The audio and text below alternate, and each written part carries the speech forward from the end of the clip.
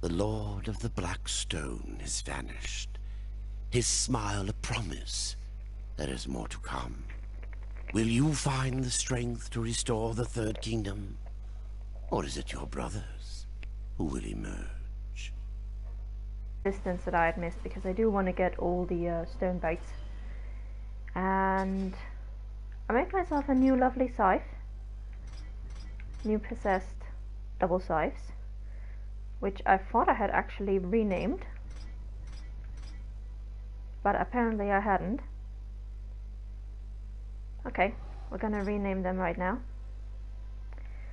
In honor of the chat and all the very, very cursed images that you people come up with, we're gonna call these cursed image, and that's gonna be it. Alright, so these are the scythes that we are going to be using pretty much for the rest of the playthrough and for the Crucible, because I don't have any intention of building another pair of scythes. So for now we're just gonna move on with these. To access the DLCs, we're gonna have to quit back to the main menu, or not the main menu, the selection menu that we just had. So I have honestly no preference of where we are going to start with the DLC. I guess we'll go for the Abyssal Tomb first, because basically that's the Argul's Tomb, sorry. Argul's Tomb is like the place to go to if you still want loot, and I do want loot, so let's go there. Let's see if we can actually find some better gear.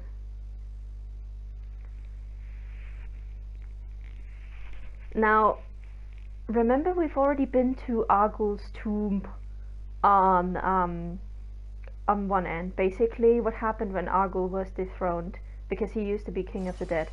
When Argul was dethroned, his body was entombed beneath the Dead Plains, but the source of his power was actually hidden in an entirely different realm, which is where we are now. And this place gives off massive The Veil vibes from the beginning of the game, and I love it. But aside from that, it's actually a pretty boring DLC, because there's not all that much lore-wise, but it's very good if you still need loot. If you just want to get more upgrades, this is where you're going. Why have you called me here, Ostagar? You trade words like I trade coin, Ryder.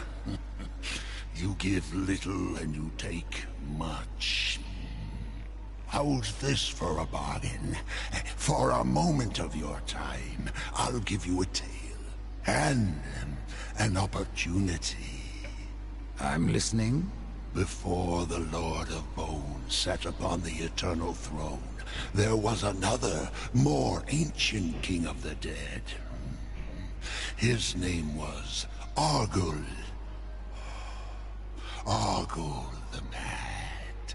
His reign lasted for eons, until he was betrayed. By the Lord of Bones? Yes. Now, this tale is no great secret, but for one detail lost to the ages. The location of Argul's tomb. The Lord of Bones cast the tomb out of the underworld, so Argul would not be able to draw upon its power.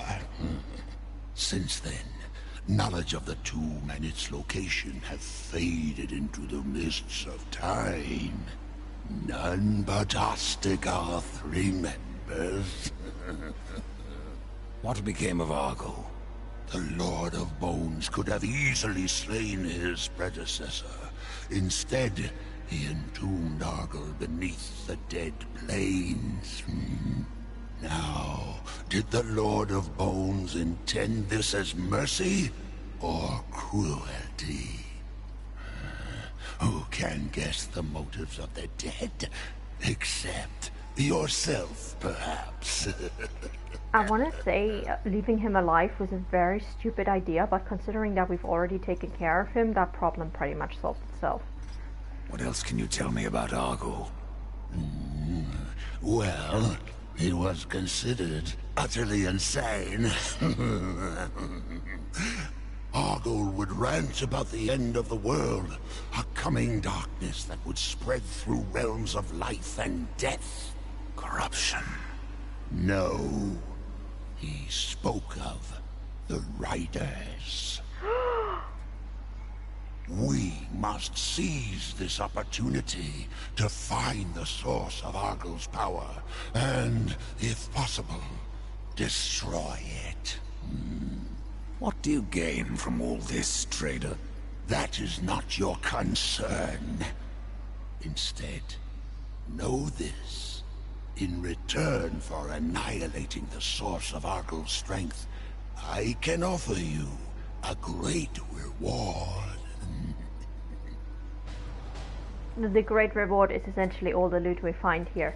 And I resent this accusation that we would be so terrible with just 4 riders keeping order in the universe. We're not that bad. Now I will say this, in New Game Plus this DLC is bugged.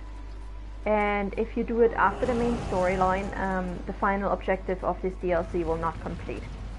So if you're doing it in New Game Plus, do yourself a favor and just do it before you finish the story.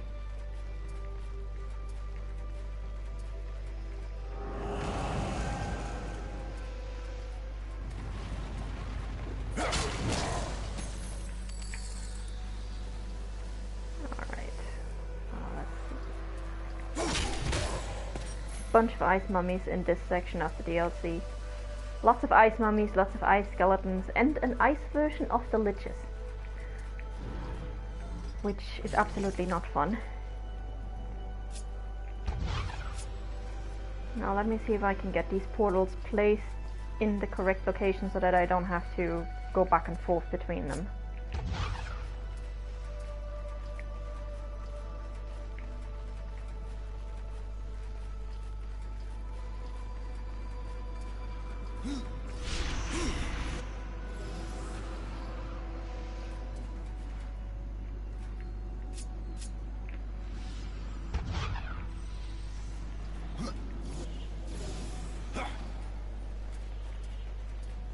And as for the comment from the chat about Death not even arguing with Ostagoth there and not even saying something back, I'm pretty sure the writers have been called worse than this, so I'm fairly certain at this point he's just like, yeah, whatever. Okay, gonna have to take this one away again, and I think we should be able to jump over here. Yes. Awesome.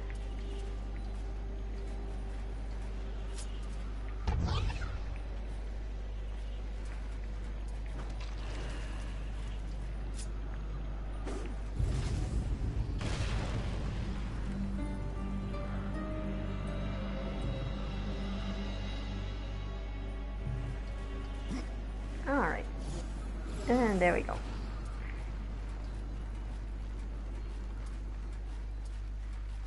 Oh, I always forget I have to go up here instead of just to the right.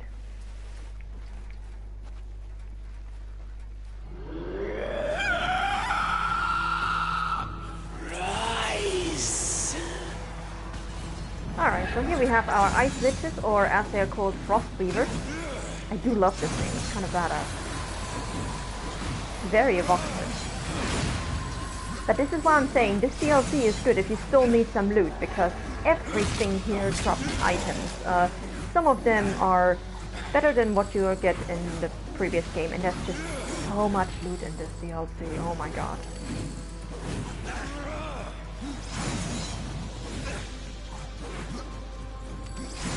There we go. Not better than what we have. We pretty much don't care about weapons because we've already got all of them. Like, we have everything that we are ever going to need, so... I might want to put on that shroud. Shock damage. Critical damage. Yeah, I'm gonna have a look at that shroud because that actually looked pretty good. Oh, we have a lot of skill points.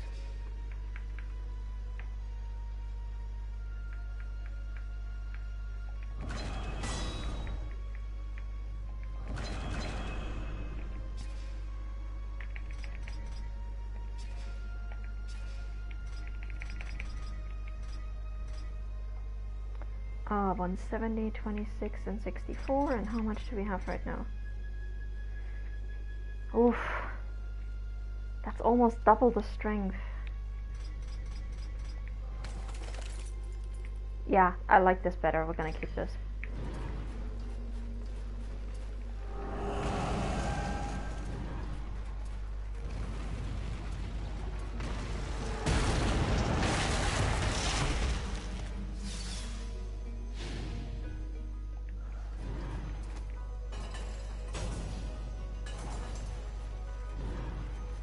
As for somebody in the chat commenting that they would like the Frostweaver scream as a ringtone, I do have the Banshee scream from Mass Effect as one of my text message notifications. It's a lot of fun when you have that on in the middle of rush hour in traffic, in the bus or something like that.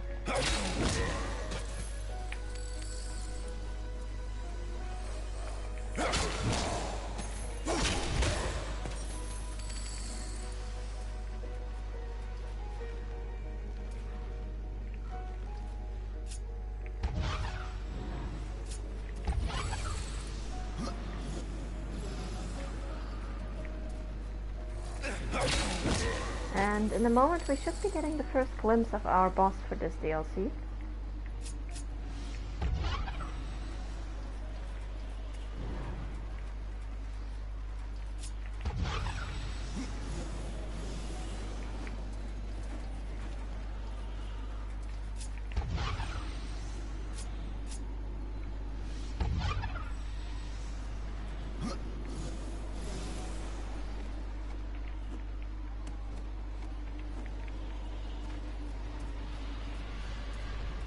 There he was. That little glimpse of dragon that we got there. That's gonna be our boss. There he is. Hi there. Fun fact, in the art book that dragon is called Azazel, but he was renamed when he made it into the game, and Azazel now appears in Darksiders 3 in the Azazel enhancement, and was actually a fallen angel. So somebody decided to change and recycle the name there.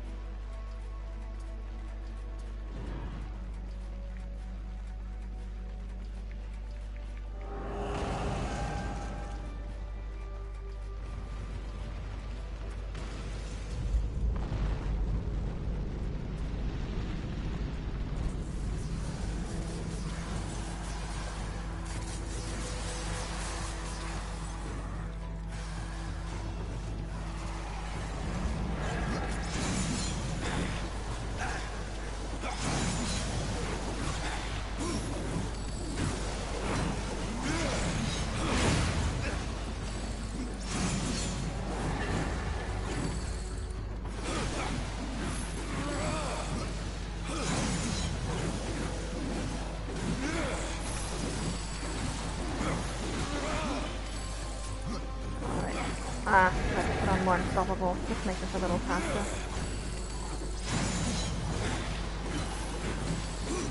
There we go. Look at all this loot. Damn it. Mostly I still want to get a talisman, because we haven't actually gotten a nice talisman with upgraded critical chance in like forever. So if we can get a good talisman here, that would be neat. But so far we're only getting Necromancer talismans, which is actually kind of lame.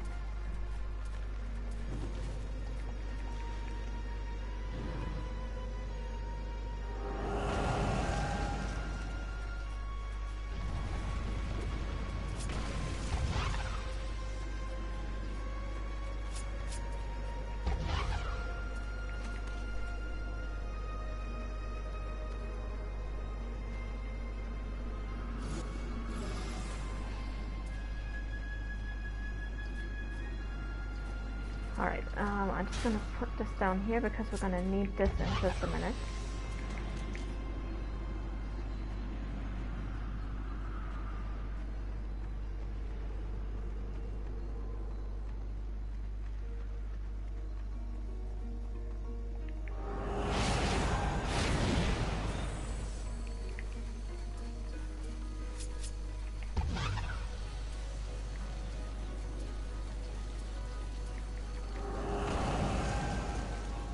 And that didn't work out as I wanted. Okay.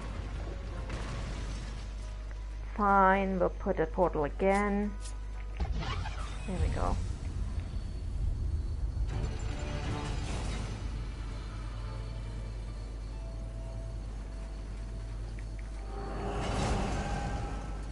As for the comment from the chat, yes, this is the level in Darksiders 2 where we have to redirect the beams. And not just once, but several times, actually.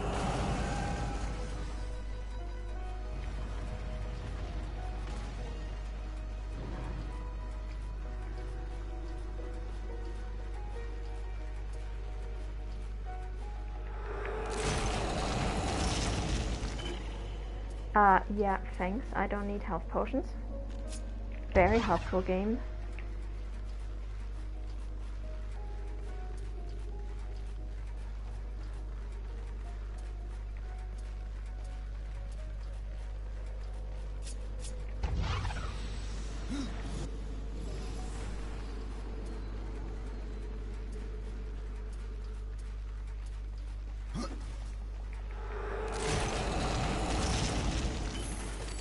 I cannot. Alright. Since the game is so fond of ice variations of normal enemies, we now have a ice tormentor. And I think this guy we actually will automatically perform an execution on him as soon as we get his health down. Yeah, there we go.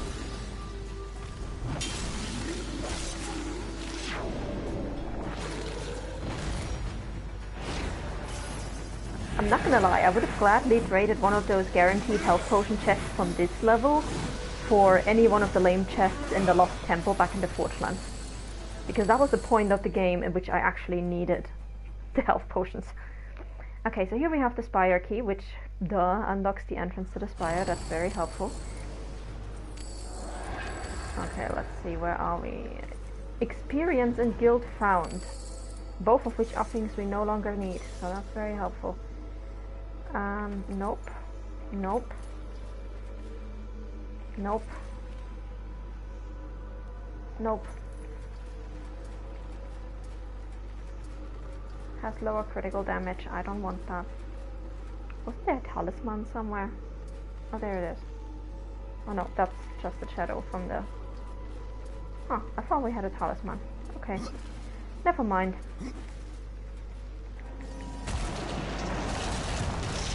And yes, I'm currently using a scythe. Oh, I'm actually gonna take that. I'm currently wearing a scythe with 19% health steal, so there are very, very few enemies that are gonna make us go back for health potions.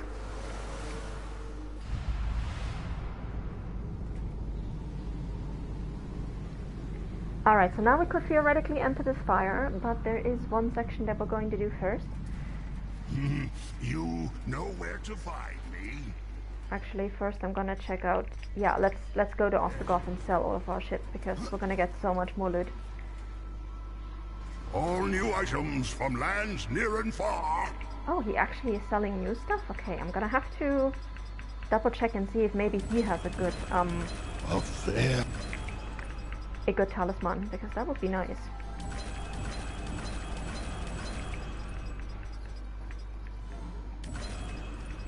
Yes, I'll... Oh, and I don't remember, did I show you guys the full crow armor and scythe set in the last stream? Because I remember we got it, but we were not at level 22 when I first got it. So I don't know if I showed you guys the full set.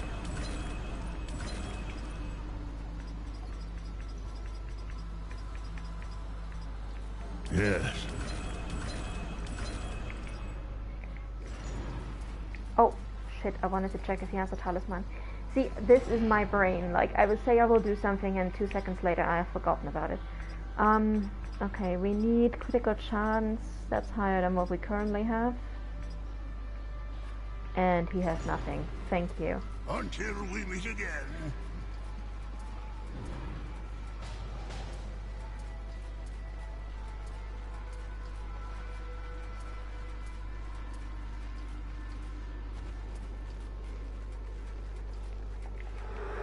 Alright, so this area of the DLC is essentially a very long hallway.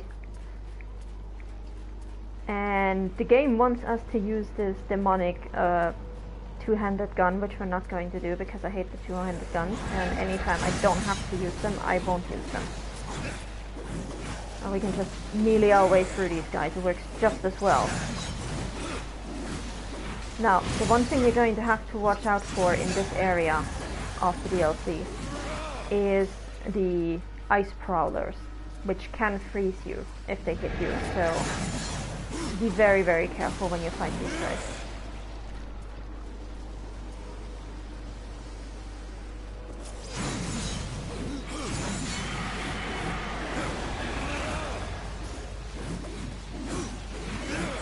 Seriously? Death, get out of this damn corner.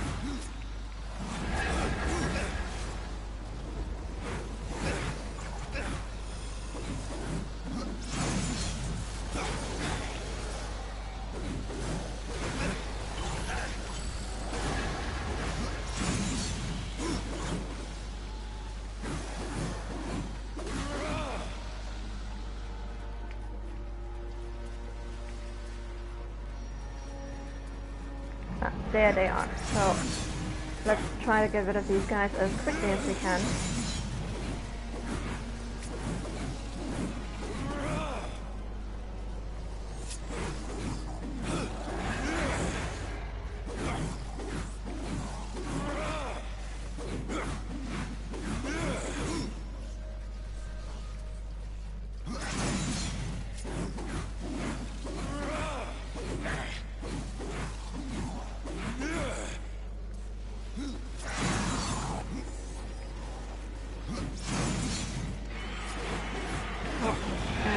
Stalker, okay. Oh, shit. There we go. And this, unfortunately, will also knock you out of Unstoppable. So, if you're relying on your skills, whatever buffs you got from those will end when you get frozen. So, really take care of these ice prowlers first. They can just cause you so much trouble.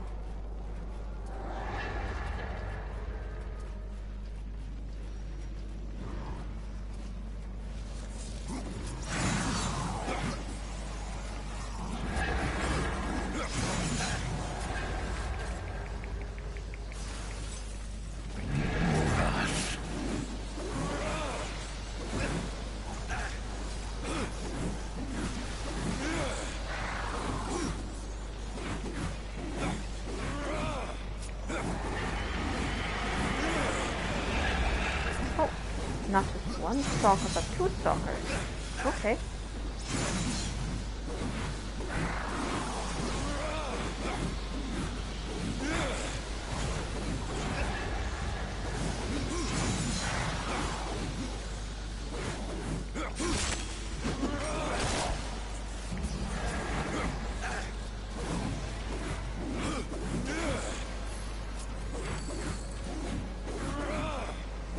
God, can we please be done here? How many more reinforcements do these guys have?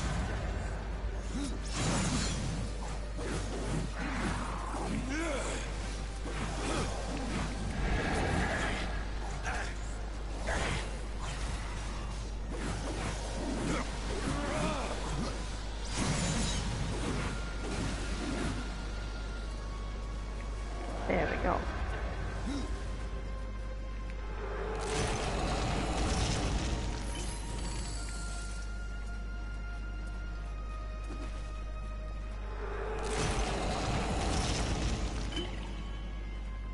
Impossible.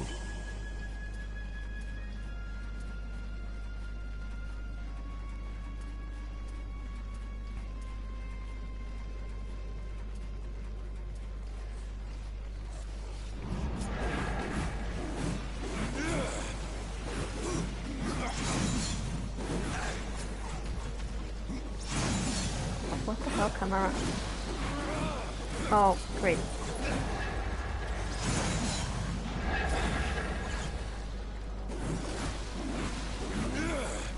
Alright, I think we should be getting close to the end of this section.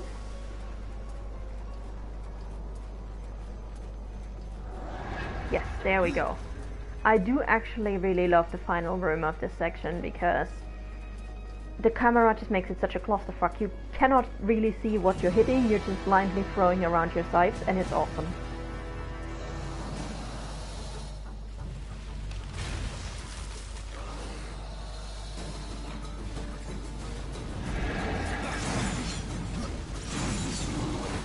So these are essentially the ice versions of bone giants. They are just about as harmless as a normal bone giant, so. And I think we're gonna have to fight 6 of these guys, so.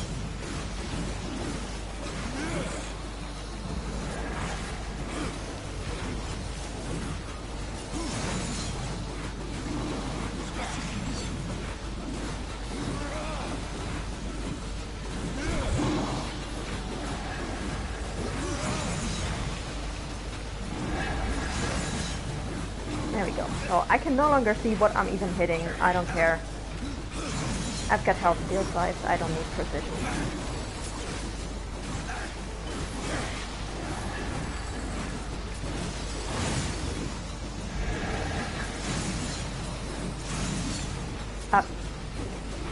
Camera, how about locking onto the big guy instead of the small guy? Thank you very much.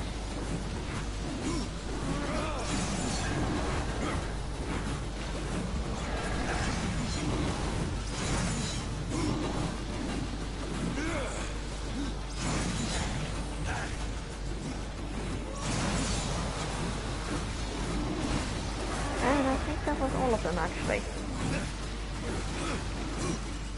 Yep, there we go. Strange cave complete. Let's pick up our loot and let's go.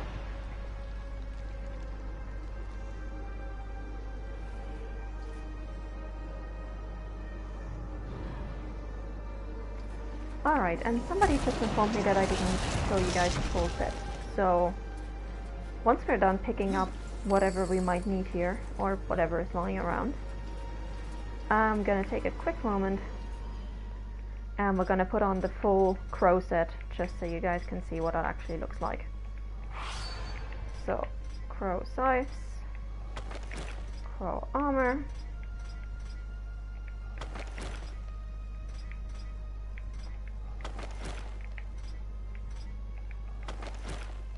so there we go.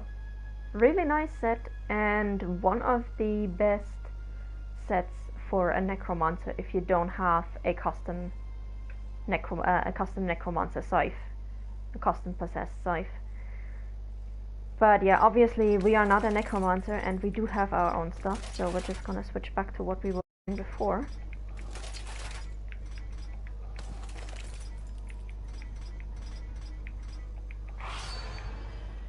And we didn't actually get all that much stuff to pick up, so I guess we just move on to the spire.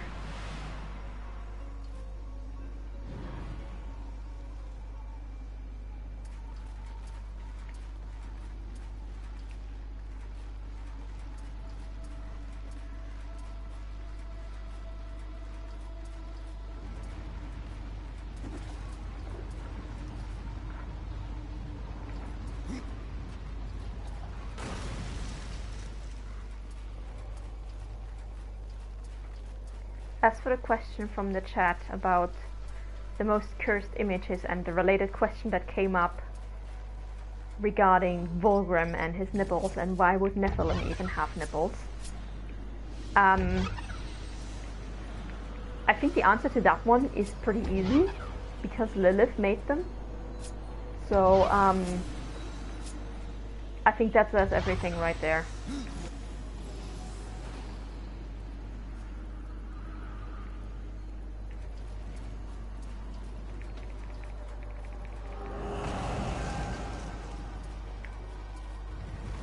Alright, here we go. I think we should be seeing our dragon again soon, in just a bit.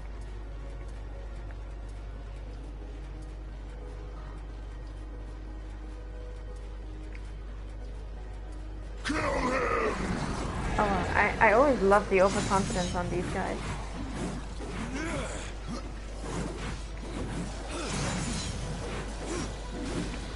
Like, I have not just wiped the floor with 500 skeletons.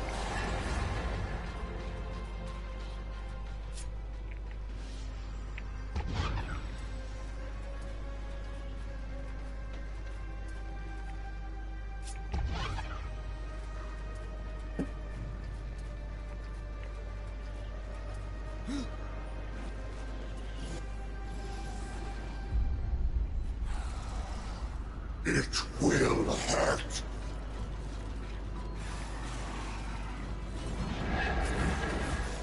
He would claim us. You cannot win.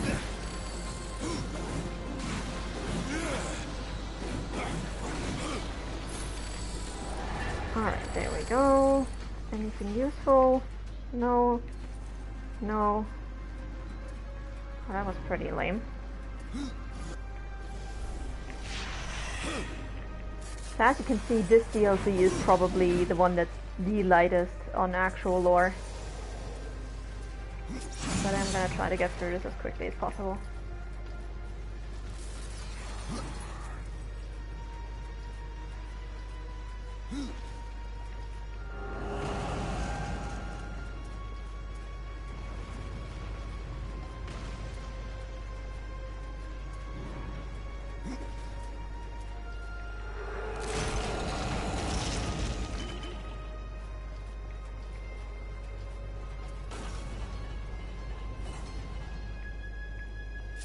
Let's put one over there.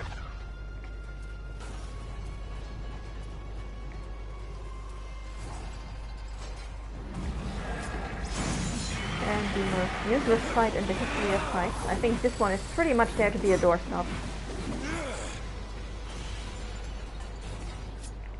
Because we literally don't need anything else from this room except this portal.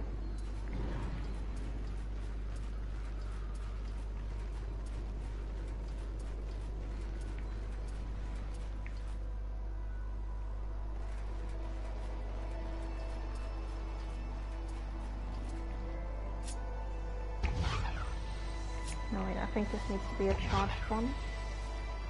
If I'm not mistaken. Yes.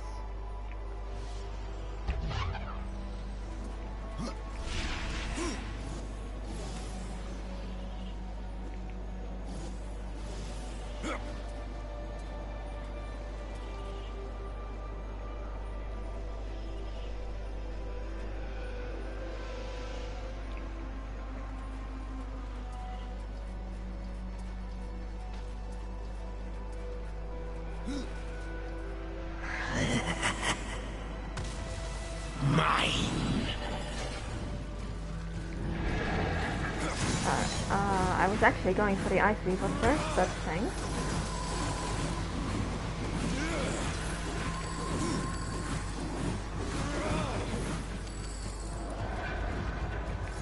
Oh. I completely did not realize that I missed one. Alright, let's see. Useless. Useless. Useless.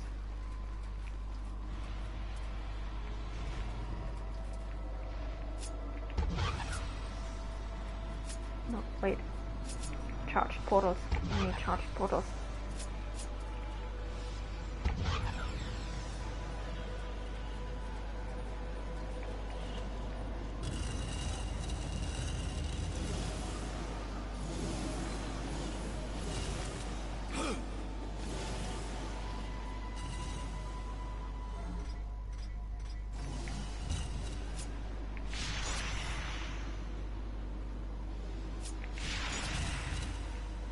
Alright, there we go.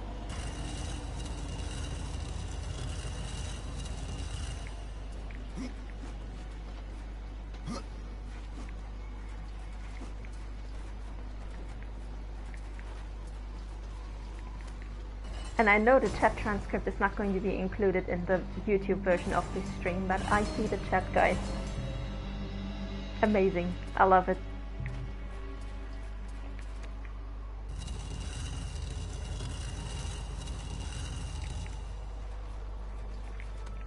I am very glad that we have once again managed to find a cursed image of the week for this chat.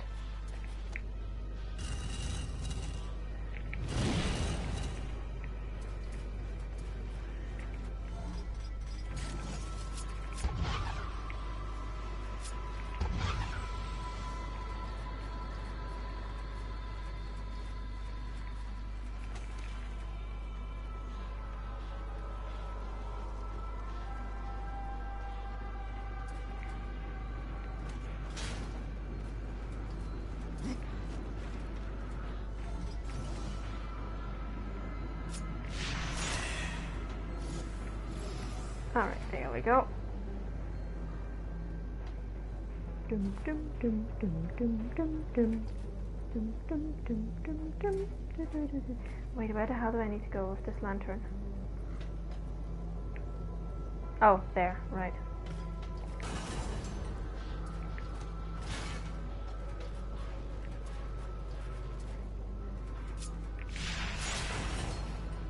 Perfect.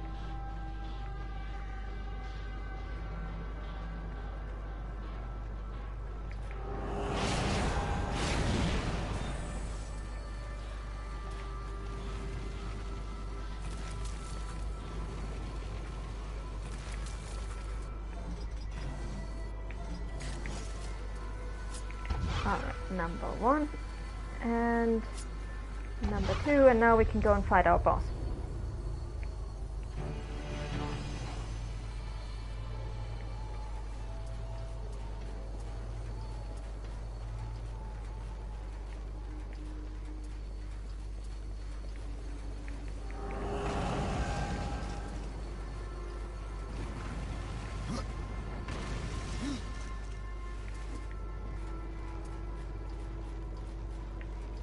Oh. Oh, right, we have one more normal fighting section before that. Okay, let's go.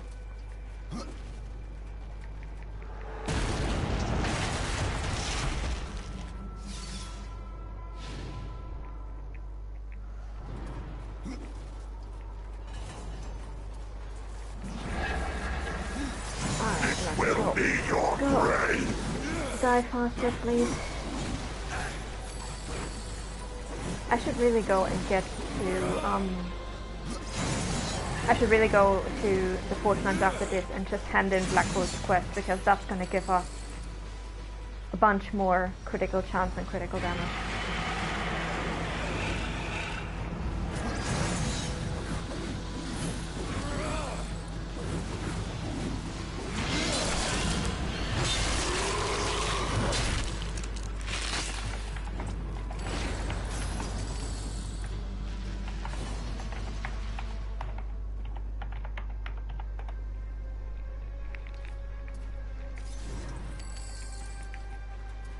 Oh, that actually looks like a very nice shoulder guard that we got there. We have some nice armor out of this. Let me have a look. What we're wearing right now is 170, 26, and 64.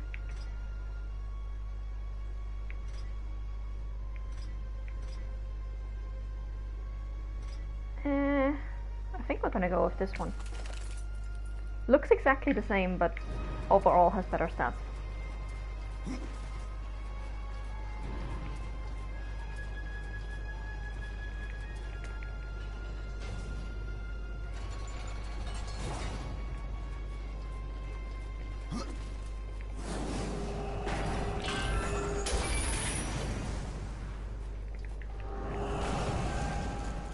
Alright, finally our boss battle. I do like the design of this arena.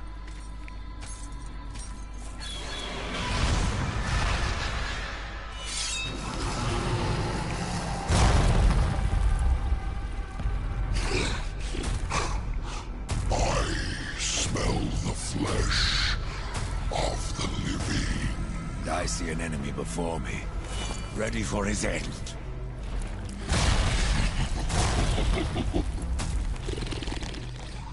You have the soul of a great worm. Why do you serve the Lost King? I serve those who summon me, my essence incarnated by their will. I mean to destroy you. You may destroy this form, but you cannot destroy me. Mine is not a soul to be fed to the well, for within me beats the pure power of the abyss. None can escape it. None are beyond death. Then come, prove your claim. Alright, so this nice little dragon is from the Abyss. Remember, nothing good ever comes from the Abyss. And essentially this is a reskinned destroyer fight. I know we are doing these games in chronological order, so we have not yet finished Darksiders 1, but if you have finished Darksiders 1 and you fought the destroyer, this battle is very much like that, and I cannot dodge worth crap today. Once he goes that high up, make sure you get ready to dodge, because he is going to freeze you if he hits you, and you really don't want that.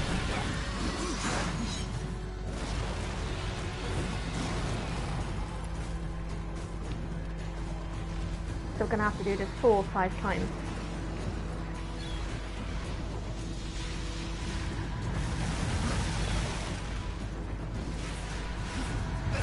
Ow.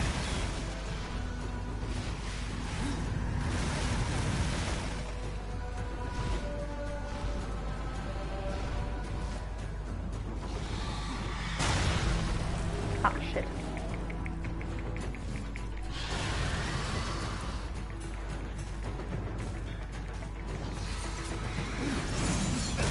Ah! God damn you, dragon.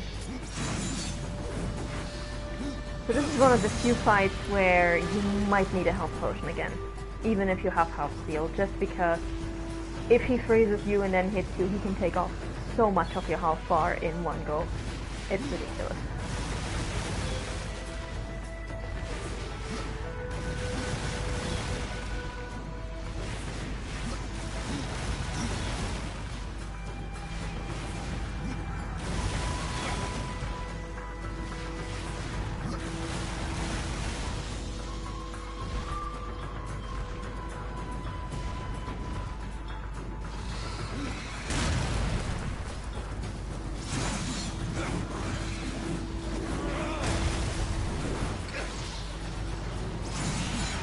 Alright, and I think this should be the last time we have to do this.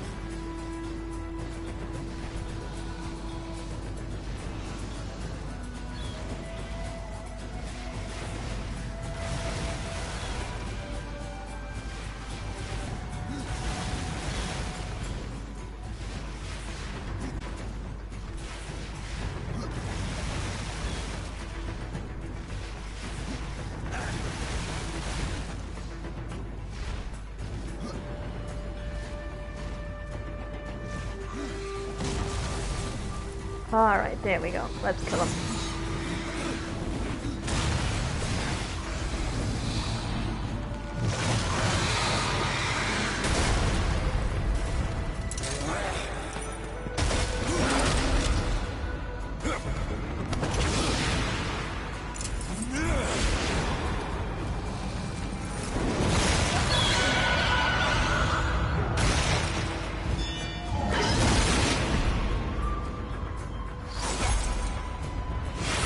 That is one badass execution.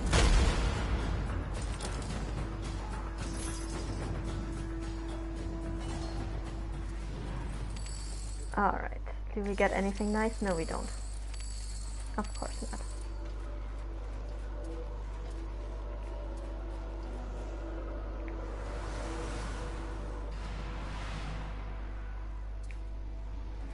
So you return. I suppose you want a share of the treasure. Fear not, Rider. Ostergoth has his reward. That's very nice for Ostergoth. Take a look. Let's give him some extra stuff. Namely all the shit that I don't need, because the next DLC is gonna have enough things. Oh, and this weapon, we haven't really gotten the title card for it yet, but I guess we will in just a second. That's the weapon you get for defeating the dragon.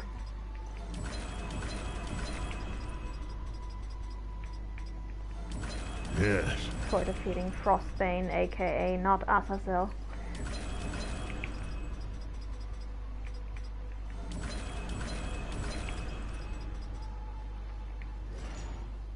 The Frost-Forged Twins. Layer upon layer of glacial ice forms the razored edges of these arm blades. Each strike from the twins leaves the wound rimmed with freezing ice, making each blow especially savage. In addition, the twins' enchantments steal wrath energy from any opponent and transfer to the wielder.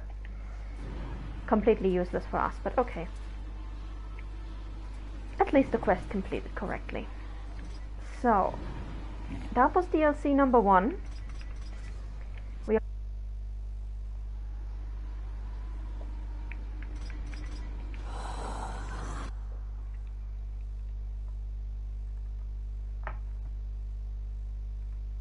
Oh.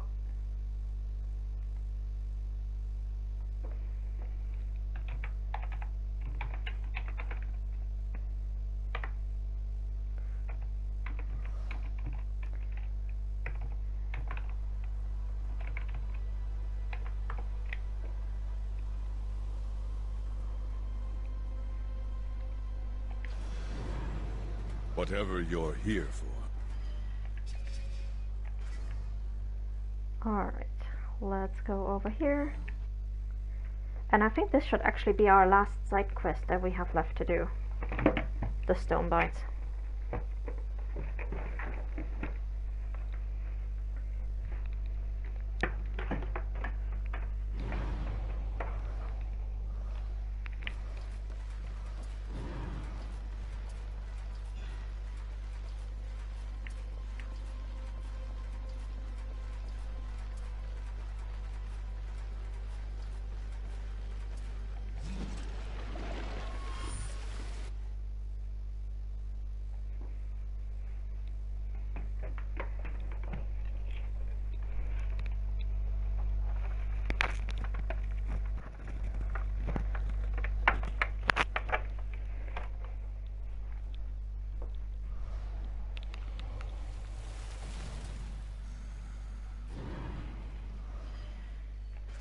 And as for the question from the chat, yes, I found the last stone bite. It was in Lost Light, which is why we started the stream in Lost Light instead of Blackstone.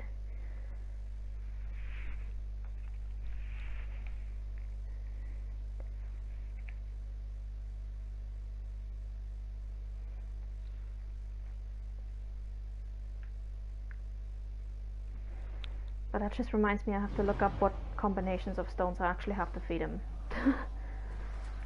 Okay, there we go.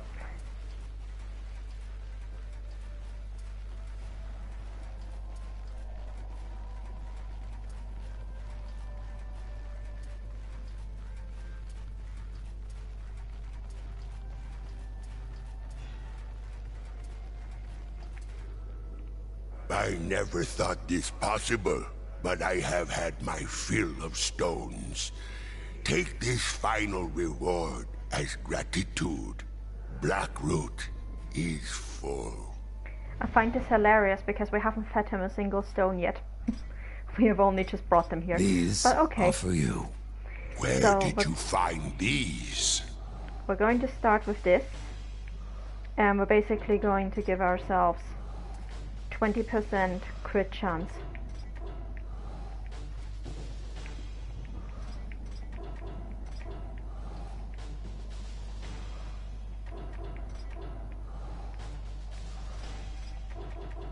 Oops.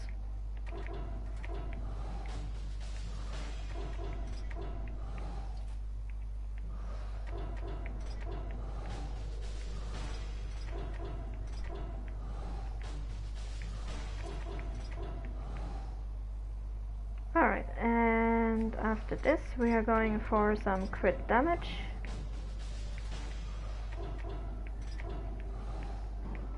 And from here on out it doesn't really matter what you pick.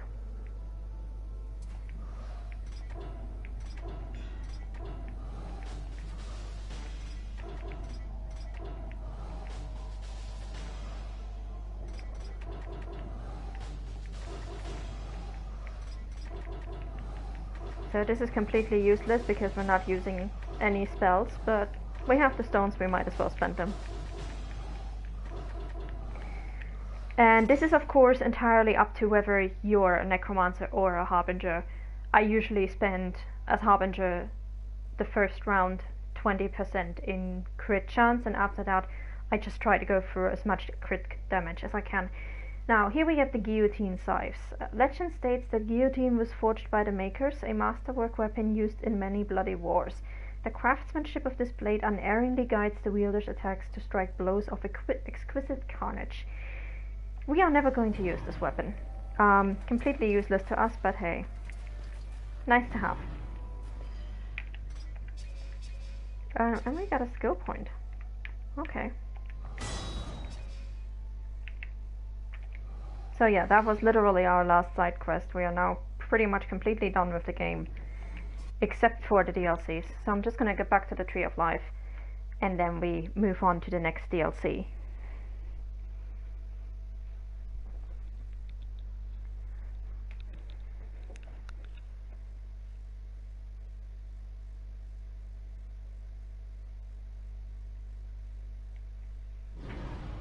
Alright. Yeah, waiting for save to complete, I know. So the next DLC that we're going to go for is the Abyssal Forge. This one answers a few questions and brings a few more questions, and has possibly the most annoying boss battle if you are a necromancer. Because that boss requires you to hit specific targets, and your crows and ghouls are shit at coordinating their attacks. So let's go Abyssal Forge.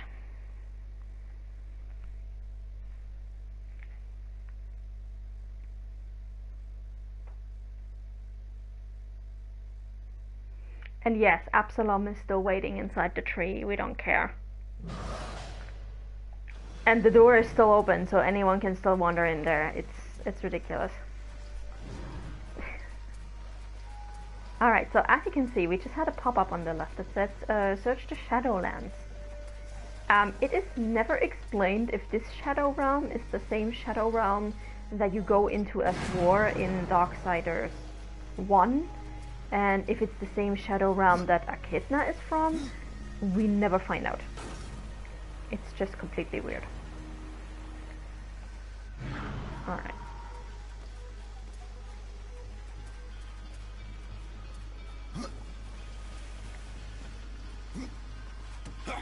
What we do know is if you march into those brown swamp areas in the beginning of this DLC, you will die. So do not do this, it acts very much like corrupted water. And hi there, Dust. Do you enjoy just lounging on that liver? I hope you do.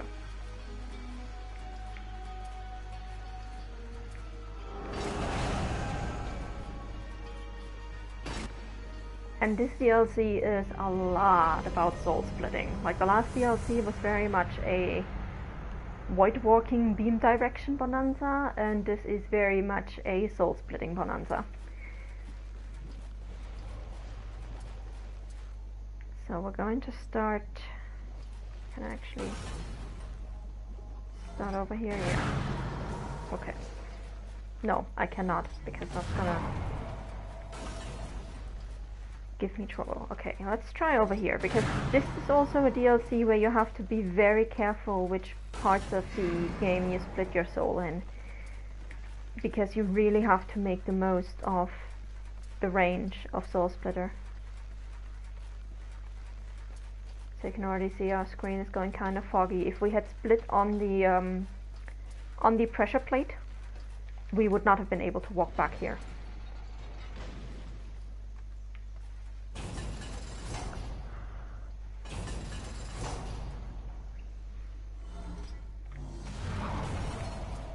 But now we do actually need to split on this, so let's do it.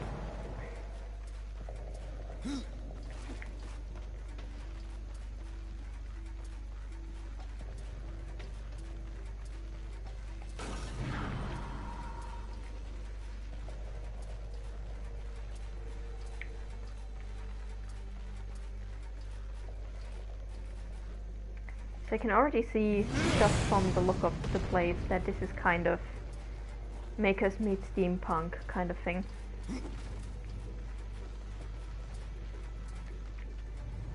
Which sounds a lot more interesting than it actually is, to be honest. It actually turns out to be pretty lame.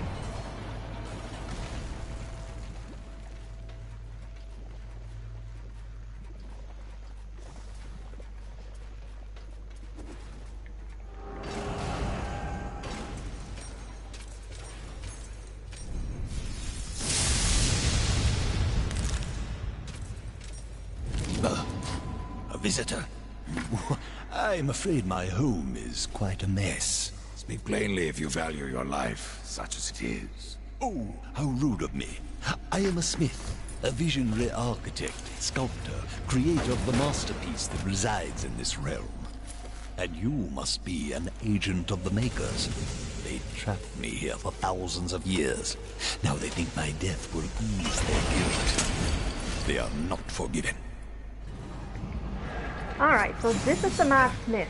We have already heard of this guy in various descriptions of items. He forged the abyssal armors for the horsemen. He forged Fury's whip. And he also made the Blade Master talisman, if I remember correctly. Wait, please. You must wait. You attacked me, Smith. The madness has blinded you. Mad am I? You not. Now, let us not be ruled by our baser instincts. We can help each other. Answer my questions and I will stay my hand. I won't ask again. Where are we? This is the Shadowlands. A void between the Tree of Life and the Tree of Death. It's a rather pleasant place for a visit, is it not? Or an eon of imprisonment, as it were? If you're such a genius, why haven't you escaped? Transportation is no obstacle for a smith such as myself. But the Makers have sealed the portal. Or so I had thought. The power of corruption has broken the lock of your prison. But how? I don't... Oh, gods, what will it do? Wait! Don't leave! You have to help me. Why? My masterpiece! it threatens countless worlds! The Abyssal Forge is a sentient being of living stone, and it has crafted an implacable army. If the portal seal is unlocked, the creations of the Abyssal Forge will invade other realms. How is this any of my concern? Ah, you don't understand. I crafted the Abyssal Forge to harness the power of the Abyss. It lives, it breathes, it creates constructs that can then build yet more Abyssal Forges. But, well, unlike myself, the Abyssal Forge is utterly insane. Its constructs will destroy everything in their path. You should not have meddled with the powers of the Abyss. You must unmake this. I have tried, yet I cannot. Damn you. What must be done, then? First, you must escape this island. The waters here are deadly to your living flesh. However, I can make a talisman to shield you. But first, you must bring me the right materials. Of course, we have to go on a fetch quest. So this is the Madsmith. Basically, like I said, nothing good ever comes from meddling with the powers of the Abyss. Because the Abyss is just complete disorder and chaos. It was never touched by the Creator. It's basically just... nothing good ever comes from there. And he basically drew power from the Abyss to power this forge that he has been making. And the forge does live, it is sentient, it has a mind of its own. It does breed, it does self-replicate by building other constructs. Thankfully, it does not have any mammalian features, so I do not want to see any discussion about this in the chat. We're just going to ignore all of these stingers.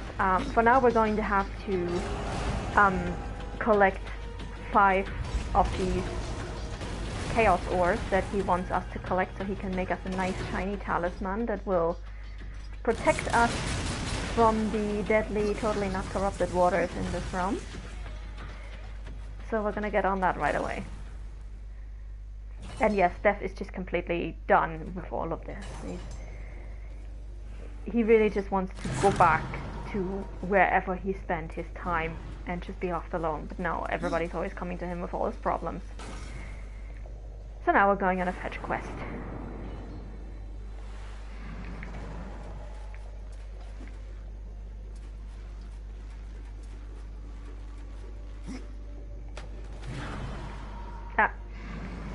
I wanted to dive. They always change the button for diving in every single one of these games. It makes me so mad.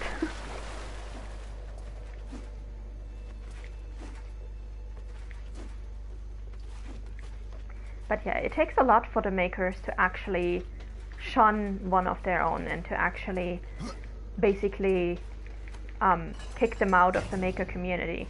Because the makers themselves, they might be on the side of the tree of life, technically, but they do also make weapons for demons. Like, they make weapons for whoever commissions them. But even they looked at meddling with the powers of the abyss and went like, nope. We do know of one other instance where makers were kind of shunned by the rest of their group, and that was when, in the novel, when Gulbanan, one of the oldest makers and one of the ones who actually knew how to create creatures with actual life in them, so actual sentient creatures, hooked up with Lilith and taught her how to basically breathe life into inanimate objects. That's when the makers were like, okay, fuck you, get out. And of course Gulbanan didn't live very long after that, because he was killed by his assistant, Belisatra, who then decided to throw in with Lilith and see what else she could create, and eventually got completely bored of it because Lilith kind of did not strive to be the mad scientist that Belisatra was, and that kind of pissed her off. So that's from the novel, basically.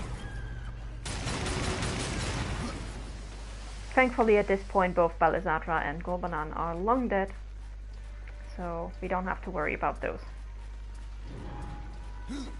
And so every single thing that we're going to fight in this DLC is essentially, except for the final boss, every single thing is essentially a mecha steampunk version of the Forgelands enemies.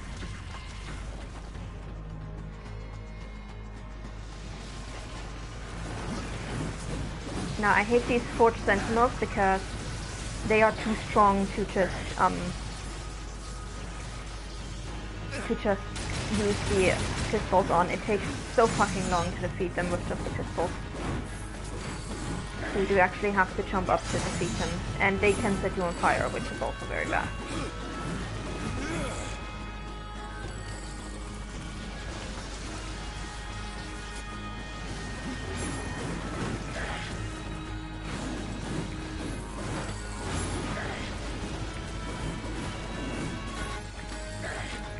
Alright, there we go.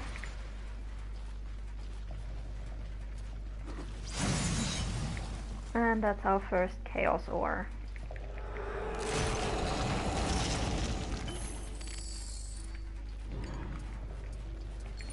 Oh right, I completely forgot that I actually needed a health potion.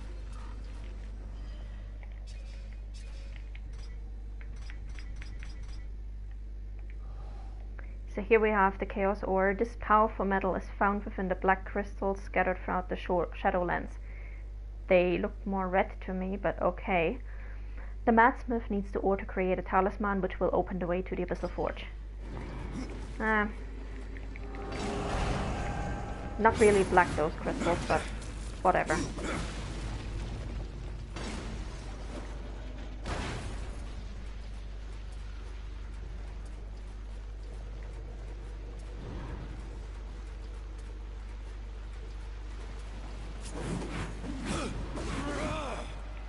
Oh, nice, we got him stuck on the edge.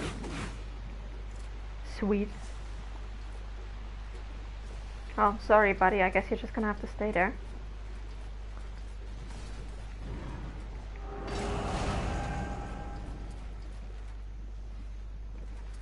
Wait a second. Am I going in the right direction? Because I feel like we are already going way back. Yeah, we're going to the right place, okay. I'm gonna say this, I hate this area with a passion. It is so annoying.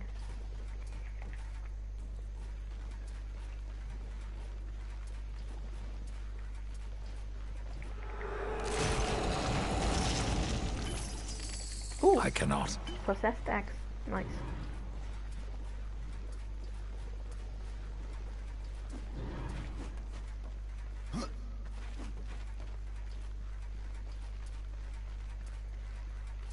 Alright.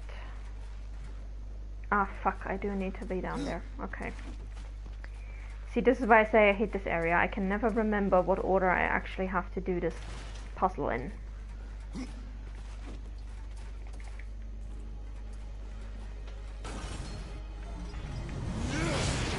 No! What the fuck are you doing there?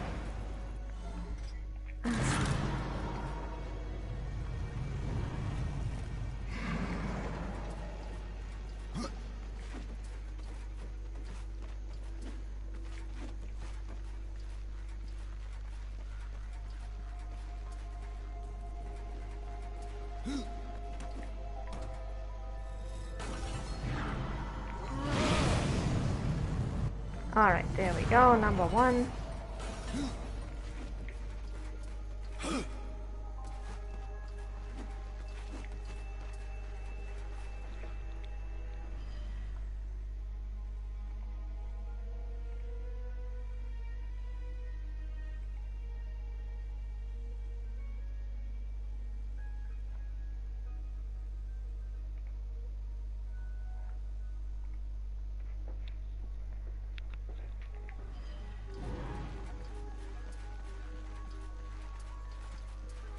Alright, and now we need to go further up. There we go.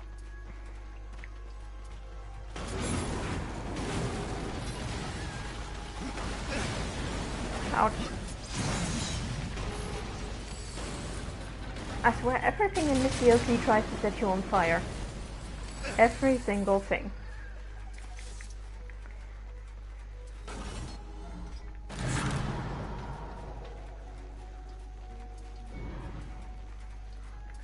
Yeah.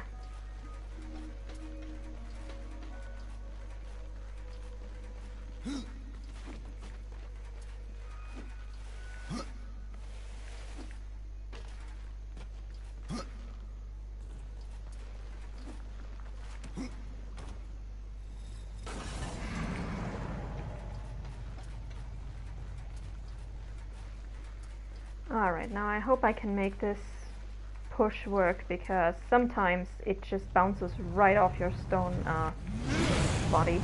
Hopefully that doesn't work. Okay, there we go. Perfect.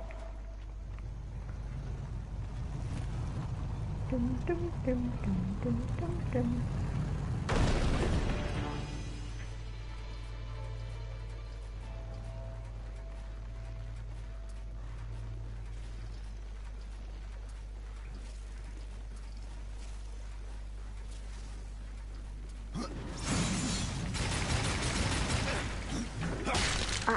Oh cool, I can also one-hit kill those. Nice.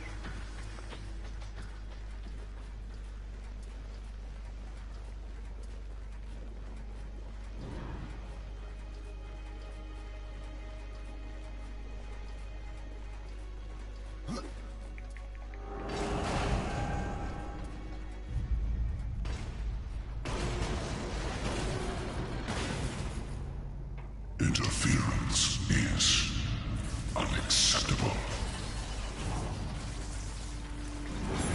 Shame they put such a big filter on this voice, because the Abyssal Forge is actually voiced by Troy Baker.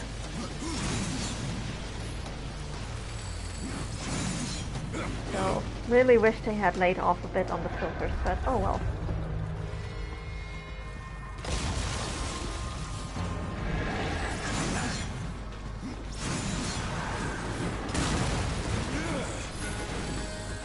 And there we go. What kind of stupid weapon skin was that? That looked absolutely ridiculous. I need to put that on just to see what it was.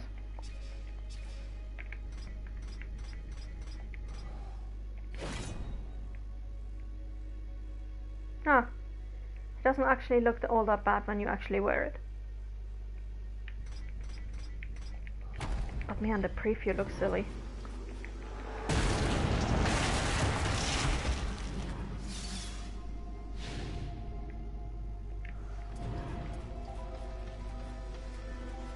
Alright, now we got the key. Let's move on.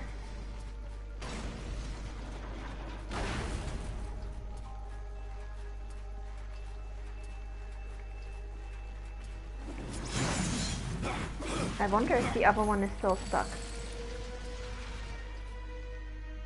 Yes, it is. Awesome. Poor guy.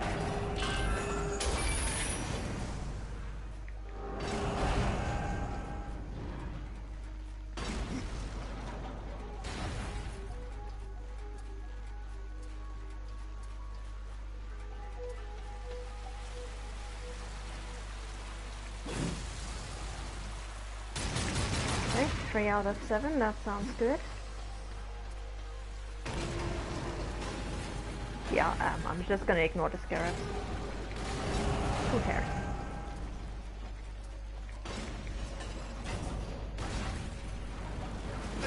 Ow!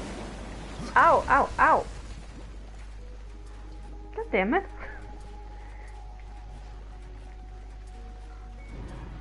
I should not have said that. I insulted the scarabs. And they got me.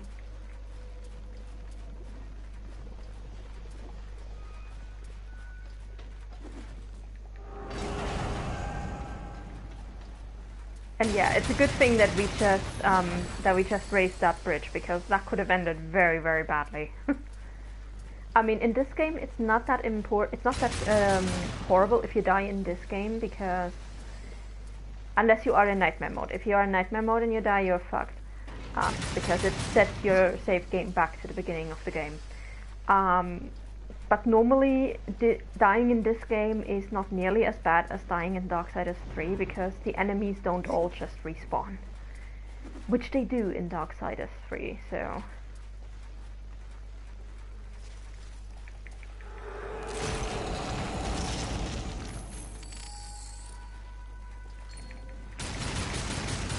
There are definitely things worse than death in this game. Pun intended. I'm gonna try to make this jump because I'm lazy. If it doesn't work, then we'll die. Okay. Cool. Worked.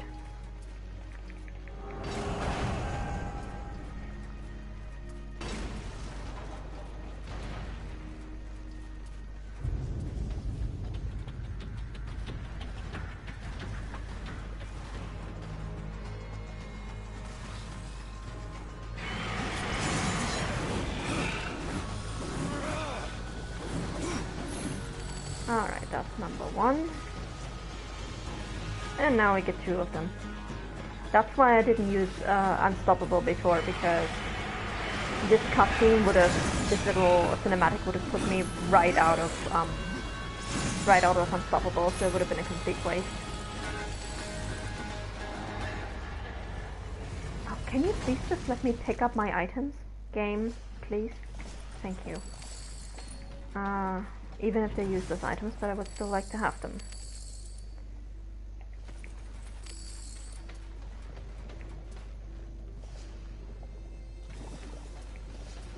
Okay, where is my... There it is. Okay.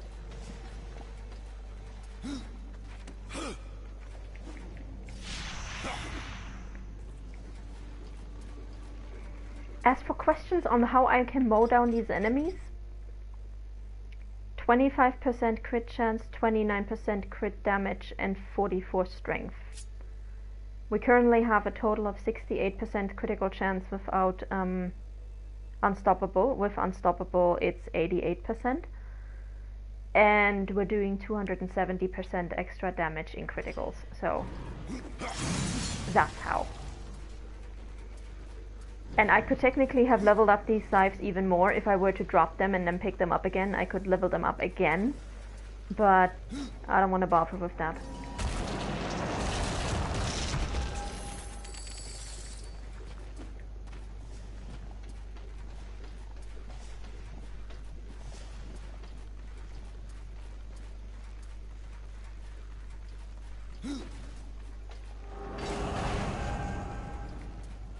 Alright, we're going to do a tiny little detour before we move on to get this Oblivion ore over there, because then the next path will just lead us right back to the smith. So if we can get this done right now, we won't have to come back here. At least we won't have to come back here twice, because we will actually have to come back here once in order to get a special item, and oh god, we're gonna die. Yeah. That was me being stupid. I thought I could jump down there. I completely forgot I have to walk around. Fuck.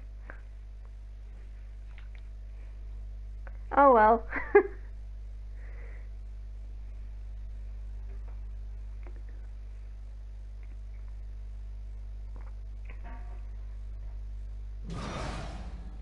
Shit, where are we now? And how many... Did that register? No, it did not. Of course it didn't. Ugh. Wait a second. 3? Why do we only have 3? We should have had at least 4. Oh god, we have to do this battle again. Fine.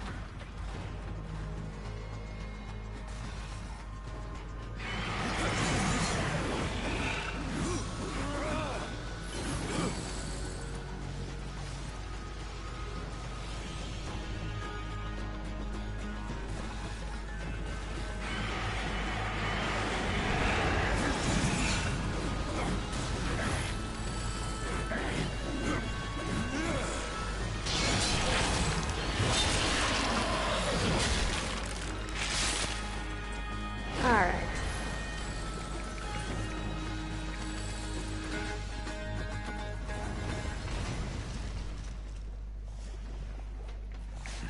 One more time because it was this much fun.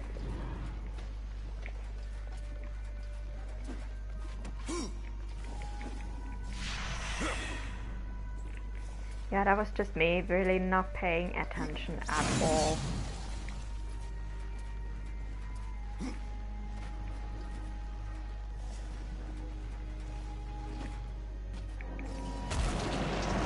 I'm gonna have to remember not to jump down there this time around because we do actually have to go back there.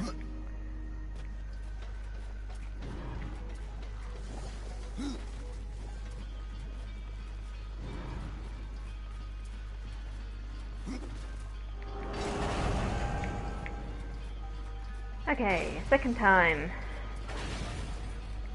No jumping around this time.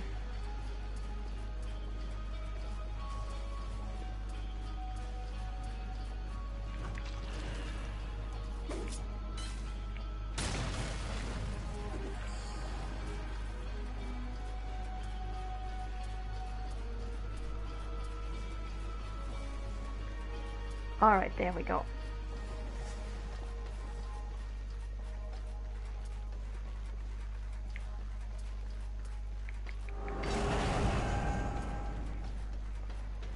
Now this puzzle I actually really like.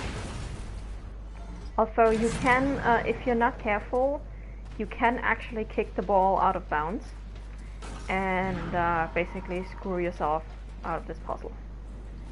In that case, the only thing you can do is really just reload your save and start over.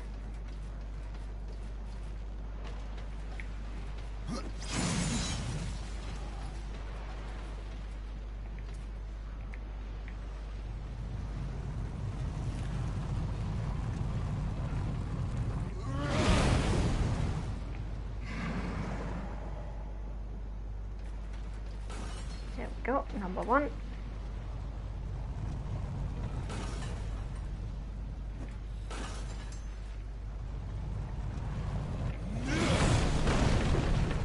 Oops, okay, let's try them again.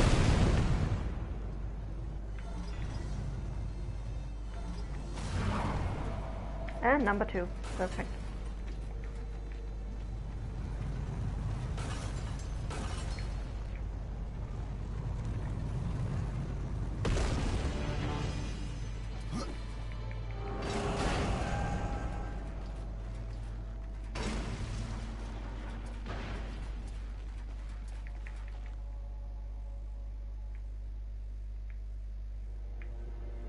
Loading, loading, loading, loading. No, I did not actually want to go back to the smith just yet. Not yet, I need to go somewhere else first.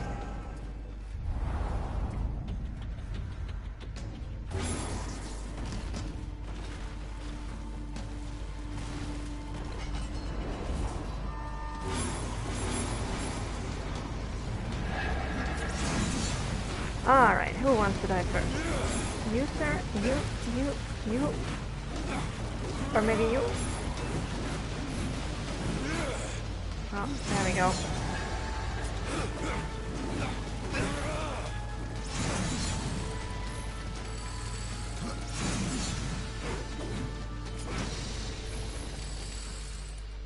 That was not challenging at all.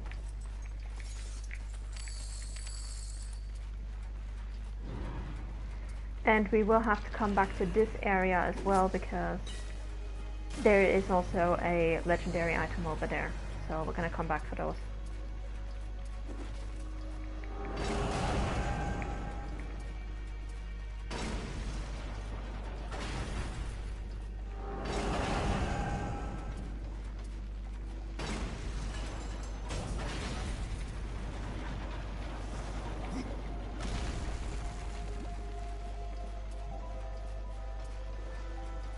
This is what you require. Ah, good. Yes. Oh, behold, Rider! This talisman is beyond the skill of most makers. Almost too fine for one such as you. Enough. Off. Tell me how to destroy the Abyssal Forge. Destroy the Heartstone, of course. Consider it done. So this is the Madsmith's device. Crafted from chaos ore by the Madsmith, this device allows its owner to cross the poisoned waters of the Shadowlands unharmed. We can go for a swim now! Hooray! And also we can ask him about the Heartstone. Tell me more of this Heartstone. Oh, a beautiful thing. The soul of a truly great maker rests inside, unfettered by the limits of the short-sighted. Oh, you will find it in the innermost chamber of the forge. Now he doesn't tell us whose Heartstone exactly it is, but considering that this guy seems to be undead and powered by something magical, I would not be surprised if it was actually his own Heartstone.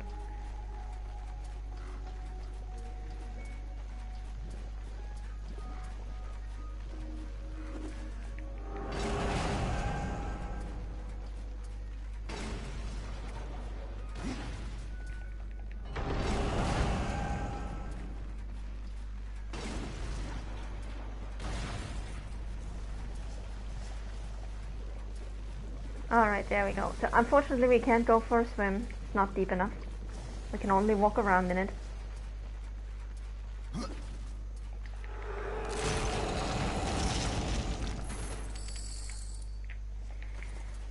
And we get the lamest boots that ever booted.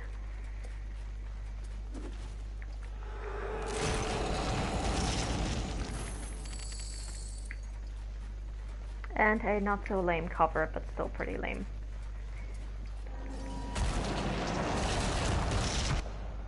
Alright, here we have the Abyssal Axe. In his seclusion, the Madsmith finally crafted an arsenal in which to arm his creations. A brutal axe capable of tearing armor asunder, its edges hellbent on the very dismemberment of creation. This is, I think, the one that you can actually get twice. Once in the main game, once in New Game Plus. It's either this or it's the Abyssal Hammer. One of those two you can actually get twice, one you can only get once. And as for the comments from the chat, yes, I do hope that he will get new Abyssal armor in the eventual team up of the Four Horsemen, because Death's Abyssal armor looks ridiculous in my opinion.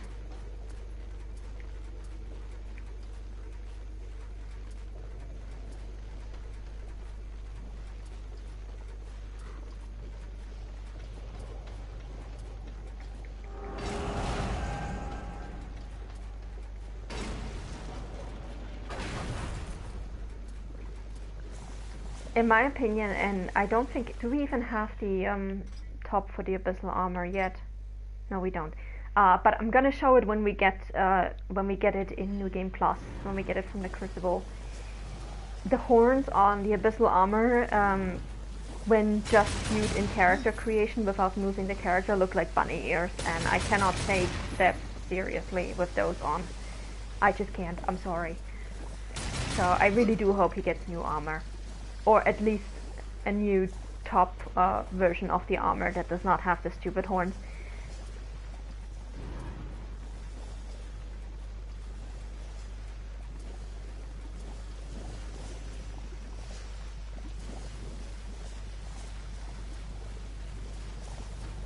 Alright, we're going to take a very quick detour just to get some chests.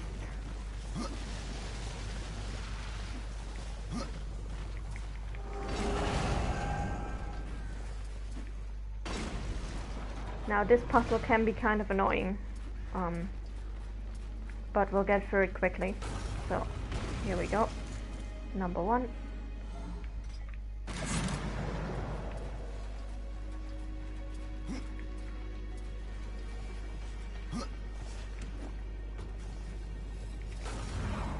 And this will unsplit us, unfortunately, so we have to split again.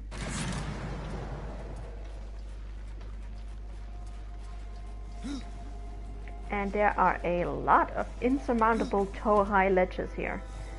It's amazing.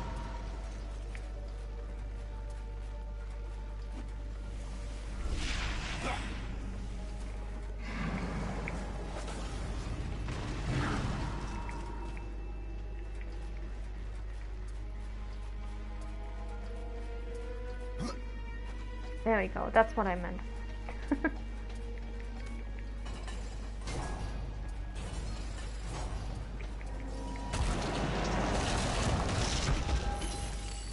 I cannot.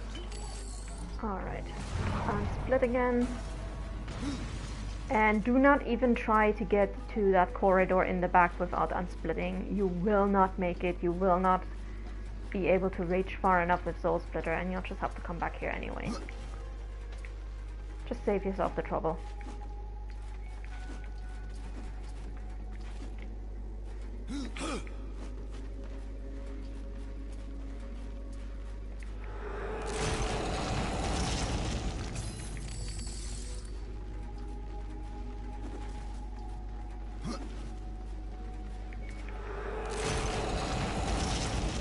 Alright, now it's time to get to one of the most annoying boss fights in the game.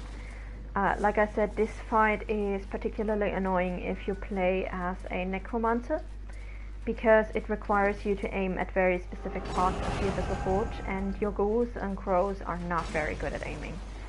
They will attack literally anything else except the part that they actually have to attack. So I cannot even begin to describe how much health I lost in this battle fighting as a necromancer. It was ridiculous. Really prefer Harbinger for this one. You do helpfully have a chest over there which only has health potions, so I'm actually saving that for in case we need some after the fight. Interference is unacceptable. Matt Smith did not lie. His creation lives. Why build so many constructs? It is my function. My progeny shall construct abyssal forges upon other worlds. A new race that shall inherit all of creation. I will not allow that. You are not like the Makers. You are neither angel nor demon. Something of both. What is your function? I am death. The dawn of a new age begins with me. I'm sorry, Death, but the Abyssal Forge sounds a lot more badass in this dialogue than you do. Oh, there we go. And this is where it gets really bad if you have ghouls and crows, because ghouls and crows will not target the head of the heartstone of the Abyssal Forge. So that part when he actually exposes the heartstone, if you are playing as a necromancer, is just complete and utter bullshit. And you will spend a lot of time just dodging in this fight. Walking around, and dodging scarabs, and dodging whatever the hell this is.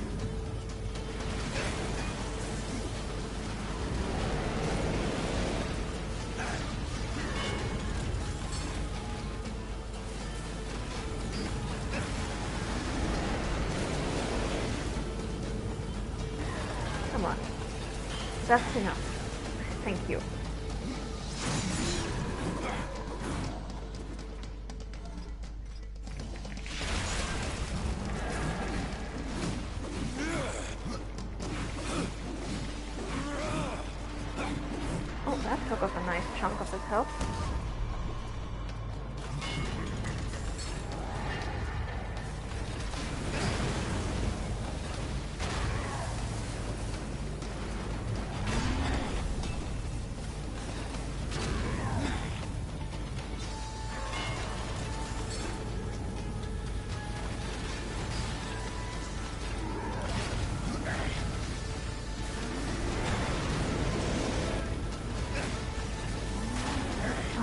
god, seriously? How many more things do you want to hit me with? There we go. That looks good.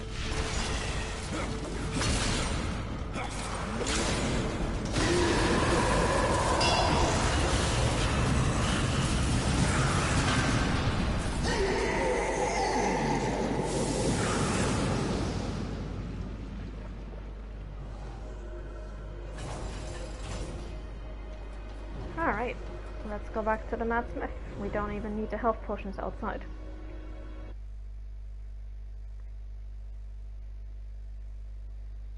Now there is another bonus section in this DLC that you can theoretically complete, but it only has a few chests and I think one skill chest, and it's not a 100% completion run. And we're already an hour and a half into the stream, so I'm just gonna leave that one alone. And we're just gonna finish this and then we move on to the next It DLC. is done. Yes. And now, will you end me as well?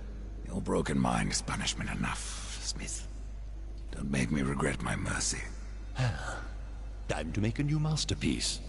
No, no, no, no, no, no, no. Okay, Abyssal Forge Hammer has the same icon as the Abyssal Axe. Amazing. The Madsmith built this hammer to aid in the construction of the Abyssal Forge. Imbued with a dark energy, the hammer can shatter even the thickest armor and set all it touches ablaze. Cool, cool, cool, but no, no, no, no, no. Can I change my mind and kill this guy? No, no, no, no, no, no. Don't want to make another Abyssal Forge. Fuck off. Fuck off. I wish we had the option to kill him for that. Oh well. I guess we'll just have to come back in a couple thousand years and kill the second Abyssal Forge he builds. I am not going to sell my stuff to him because I think the Angels of Earth can use this much more, and I'm going to sell this shit to Uriel instead.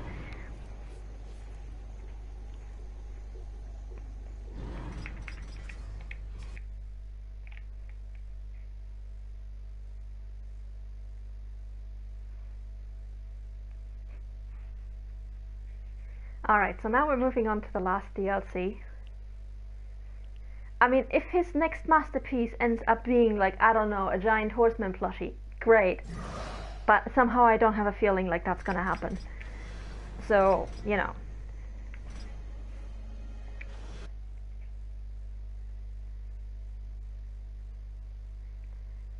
This guy is definitely gonna cause more trouble. We should have just put him out of his misery. Anyway, we are now moving on to the last DLC, the Demon Lord Belial. This is my favorite DLC, although for some people it is horrifyingly broken, like almost unplayably broken. But I love it, because look at that. We get to meet Uriel and the Angels again, and Hellspawn, who are now called Hell Slaves. Not Hellspawn, Spawn and Swarm, who are now called Hell Slaves. And a few more Chamanders. Love these guys. Come here. With your cute little flaming tails.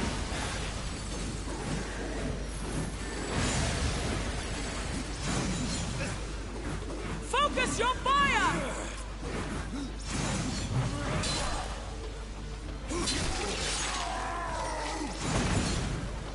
There we go.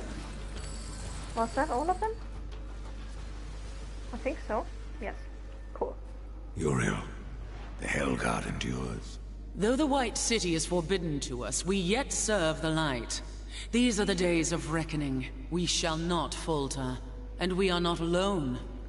Human survivors have been reported by my Hellguard. That seems unlikely. I am sworn to truth. You know this, Ryder. If some shred of humanity yet clings to life, I would speak with them. Where were they seen? Far beyond this battlefield, horseman. I will find them. If the Third Kingdom is not yet extinguished.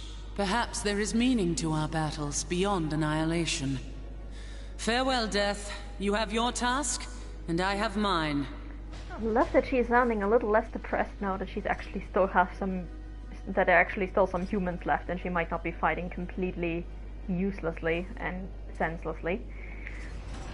But yeah, this is Uriel basically telling us, no way in hell. And am I coming with you? You gotta find somebody else. but we're actually not going to find somebody else. We're just going to go on our own. So, but we're going to sell her all of our stuff. Everything that we don't need. Give it to the troops, Uriel. Maybe one of you guys can use it.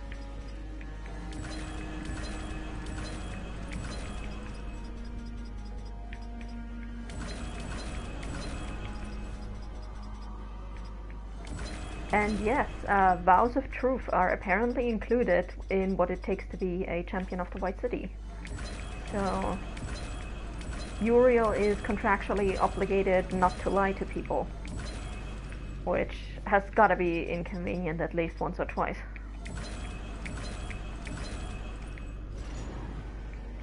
And I do also love that sometimes if you stay near her long enough, or if you come back and then talk to her again, she will say something like, "May our paths never cross," which is really the most polite way to say, "Fuck off, I don't want to see you ever again."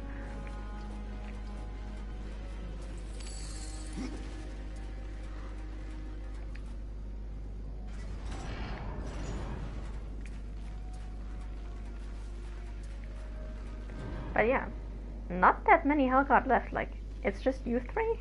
Seriously? Where's the rest of them? Are they taking a break? Why have you come to me, Reaper? Yeah, I'm going. May our paths never cross. Yeah, this is what I meant. This is the politest way to say, "Fuck off, I don't ever want to see you again."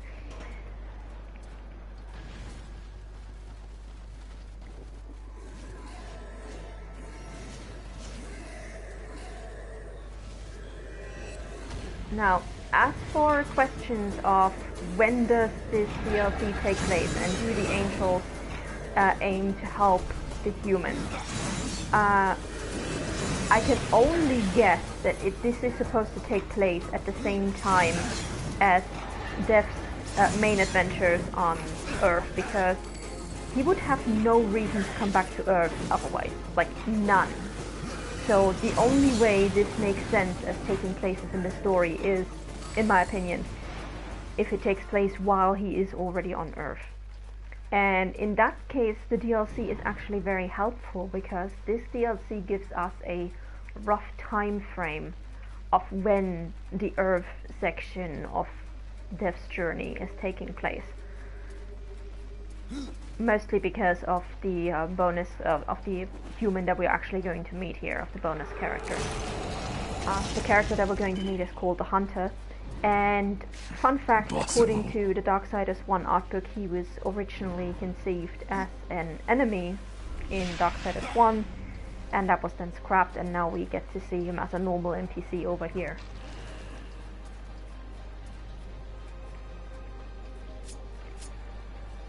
Okay, please don't get stuck somewhere stupid.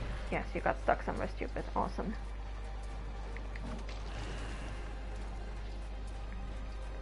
Try that again. Perfect.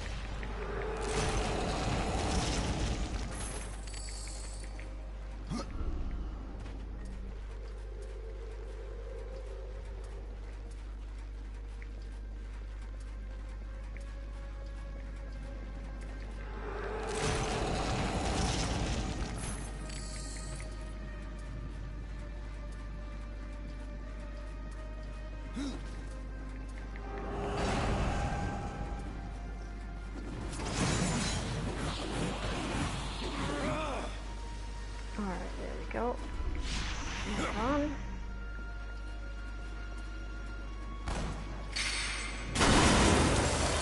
And there's our first sign of human activity. Got a demon nicely squashed.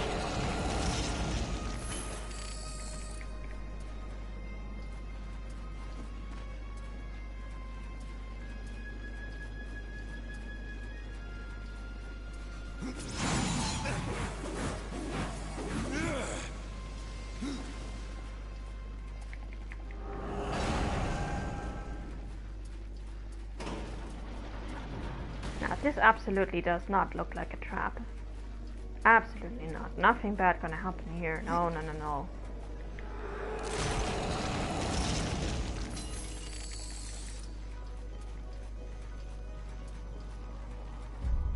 And this for the lamest size ever. Like, it doesn't even have stats.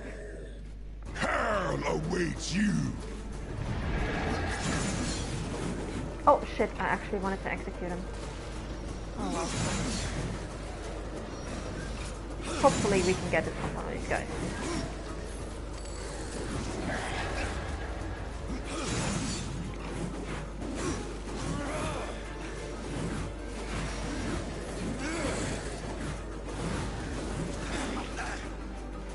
Now the good news is these guys don't block like the ones in Darksiders 3. The bad news is they jump all over the place, so they are pretty hard to hit. But we got them, and all for a very lame scythe and a very lame talisman.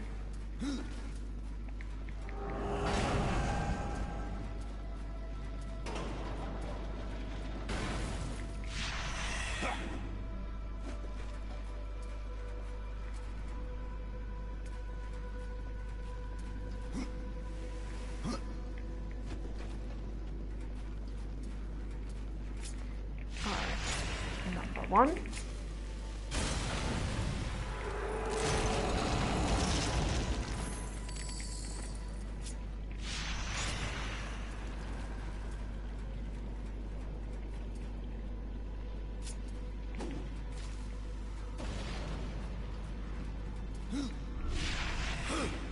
And there's our chest.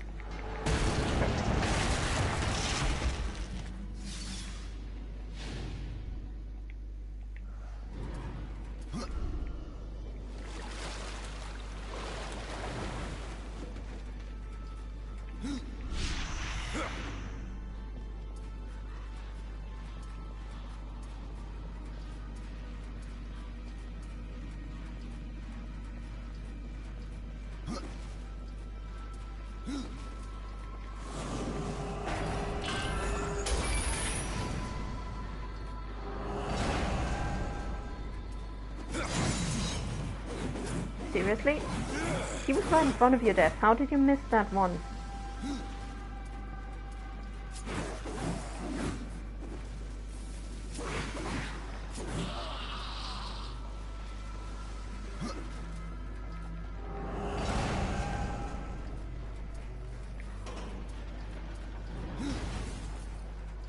Alright.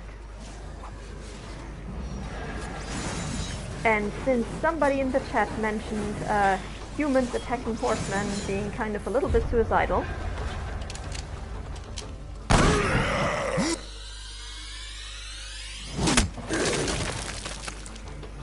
apparently one good sniper bullet is enough to bring down a demon, so probably one good sniper bullet might actually be able to do some damage to a horseman as well.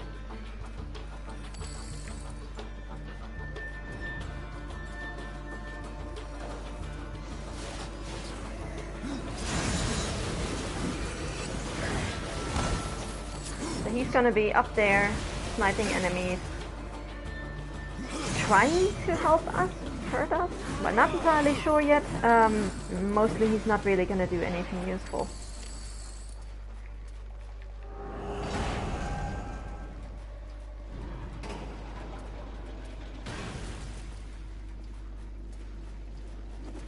Now the only reason why I'm going back here is that we can open up a shortcut here.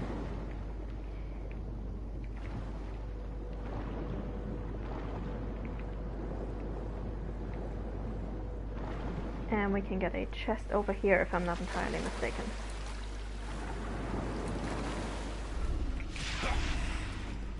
Yes. This chest, by the way, will always appear on the map, even if you have already collected this item, and even if it won't be there anymore. So here we have the Hellmaul. The souls of the slaughtered held locked and damned within the confines of this hammer's agonizing shape, burning and tearing all it strikes in an attempt to strip life from its foes and bring the weapon's existence back into form. He who swings the mighty Hellmaul swings the anguish of wars fought eons past. So in other words, as far as the fate of your immortal soul after death goes, the Darksiders universe really sucks. Like, this is what might happen to your soul. This is awful. And also, this chest over there, normally I hate this fucking part, because in every single other area of the game, you would not be able to walk over here. Except here. Like, why? I cannot. Who designed this place? I want to have words. Anyway, let's go back.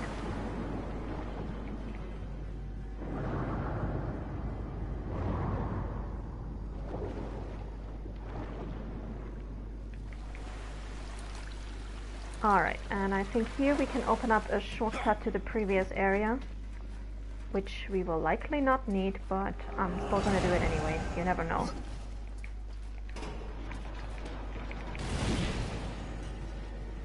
So that over there, if we have to come back here from the beginning, we just need to push it against the wall and then we can use it to climb back up here without having to go all the way around through the puzzle area again. Alright, now let's go and meet the hunter.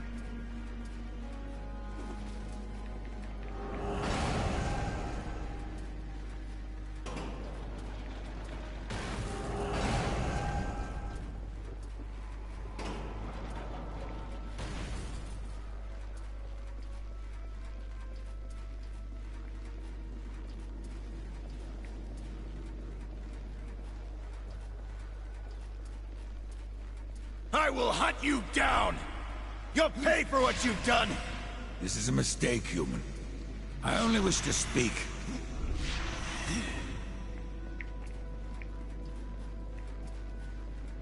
Oh dear, poor hunter.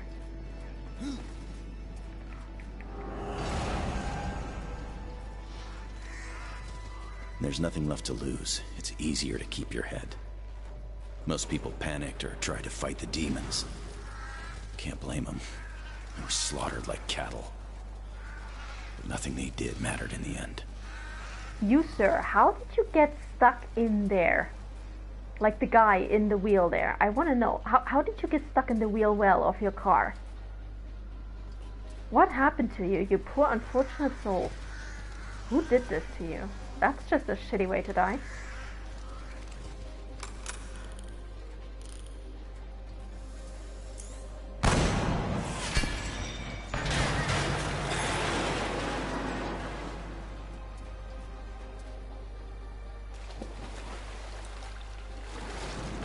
Anything down here? Nope. Awesome, let's move on.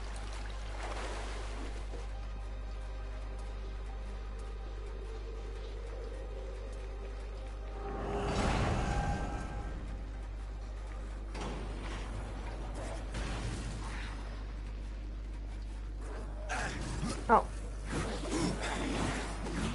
Alright, I'll get rid of you guys. Dust, where are you going? Seriously? Get your wings over here.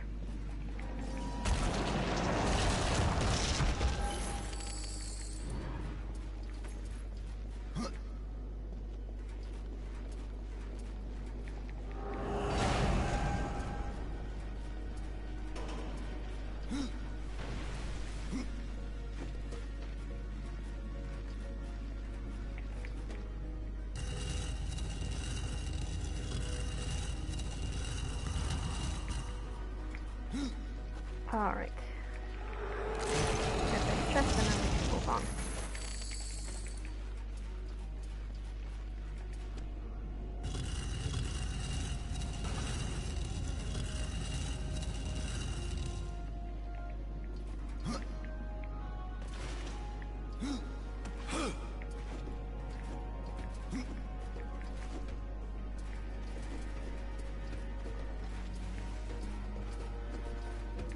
Oh, stop! Stop running!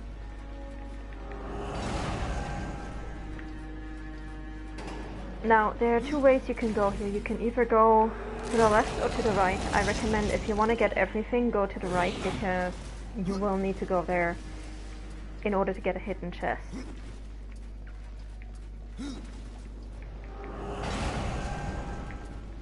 Now this is a little nod to Darksiders 1. In Darksiders 1 there's an area where if you destroy all of the hydrants, you will get a special chest. And so In this area as well, if you destroy all the hydrants, you get a special chest with a legendary scythe.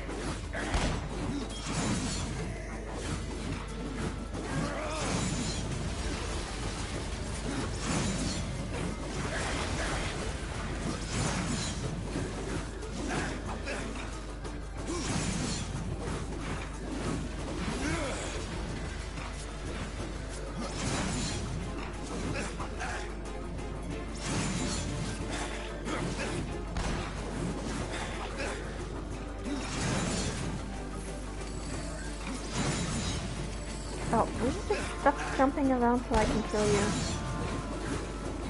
Thank you.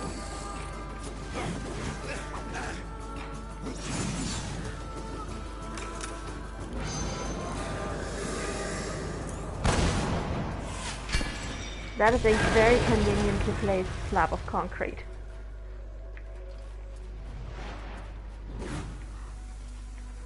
Alright, let's get those other hydrants.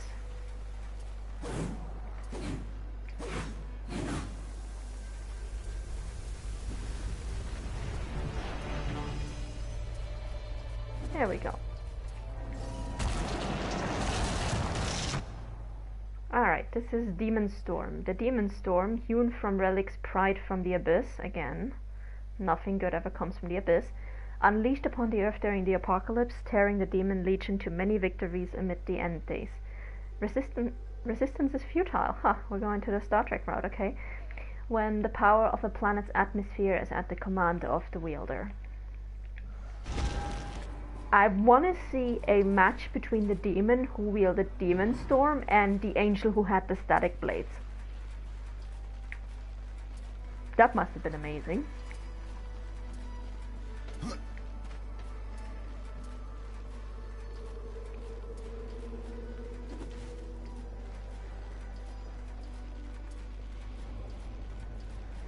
Safe House 3, so that implies he has 2 more. Get it over with least. then.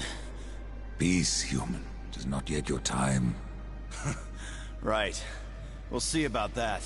You're no demon. I can tell that much. If you don't want to kill me, why chase me across the whole damn city? I thought your kind was no more. Who or what are you? I am death. Death is the one thing that's eluded me. Why, after all this, do you come for me now? I love these Bloom's voice acting.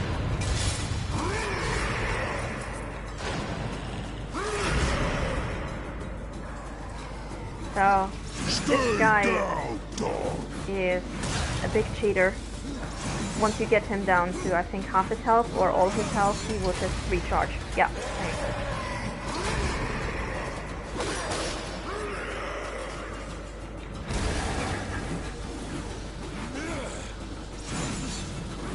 That's too bad that my scythes are so good.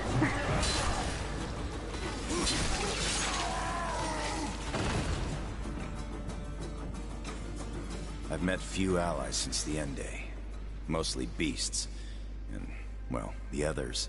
If I didn't know better, I'd say they were angels. Doesn't matter. Neither cares much for our kind. You're different somehow. You would think less of me had I come at any other time. But hey, so apparently, at least some angels helped him along the way at some point. Did not really care about him, but at least, you know, temporary allies, that's good enough. How can it be that humans still live? I would hardly call this living. Yeah, my body works just fine. But everything that I live for is gone. Still, you should be dead. I stay low.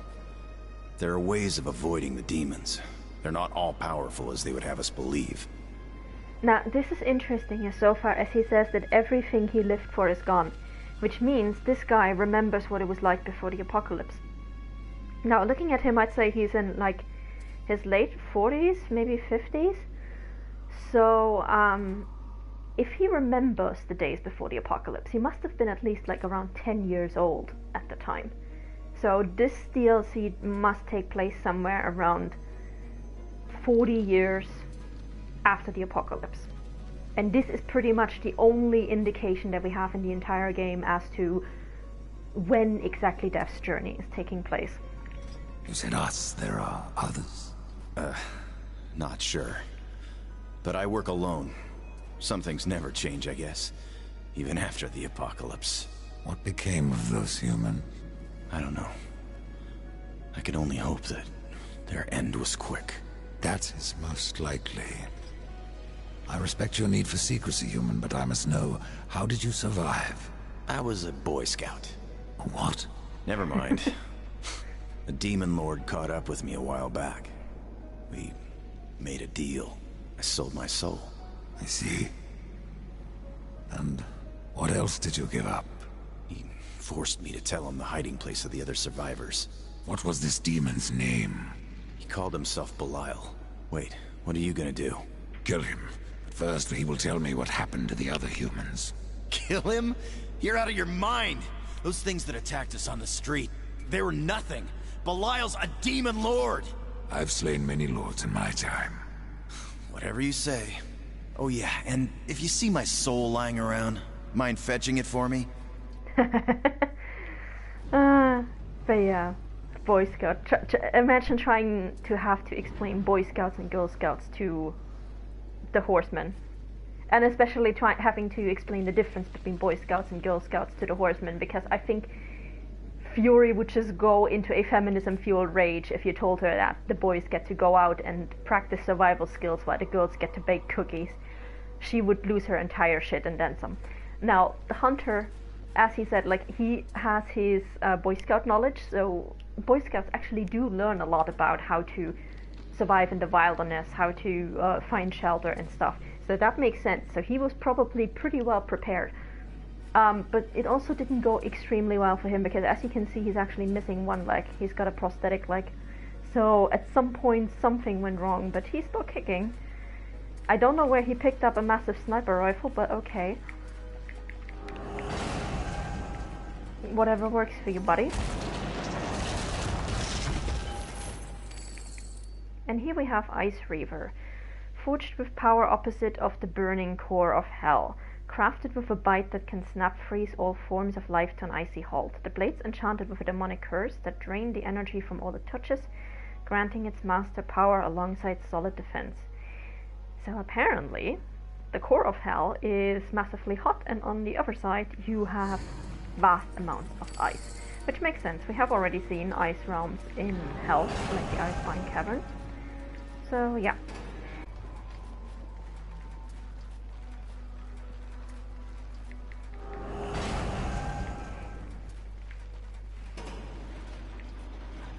So yeah, so let's just get back to that. Still don't need those health potions. And I will say this, the route to Belial is another long gunning section. I will do it without the gun because we're in normal, but if you are in definitive difficulty, I really recommend you pick the gun, because this section is actually kind of tough. Because there's just so many Hellslave enemies that are going to attack you, it is ridiculous. Alright. Let's not land in the lava this time. Usually I just run blindly around this corner and I end up in the lava, so that's... really glad that we didn't do this time.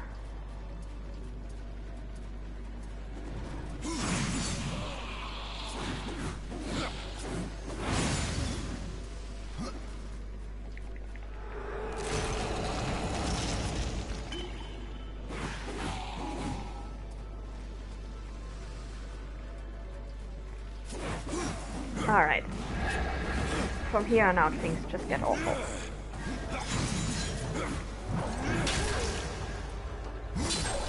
So yeah, you can see the game actually wants us to pick up a gun. We won't. We will try to make it through with just melee, but it's going to be a pain. Oh! Oh, it's just the same animation? Lame. Very lame. I don't like it.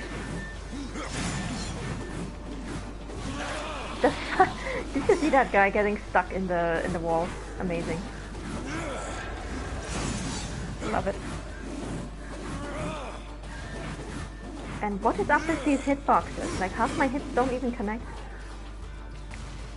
The hell?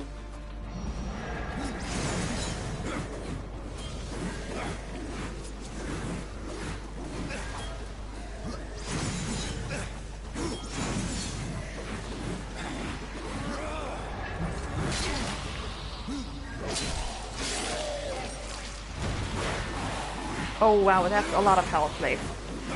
Yeah, in situation like this is where if you're playing in definitive, it is very easy to die in this corridor. If you've got like 20 health slaves scratching at you and then maybe one of these hits spawn, it's just going to be a massacre.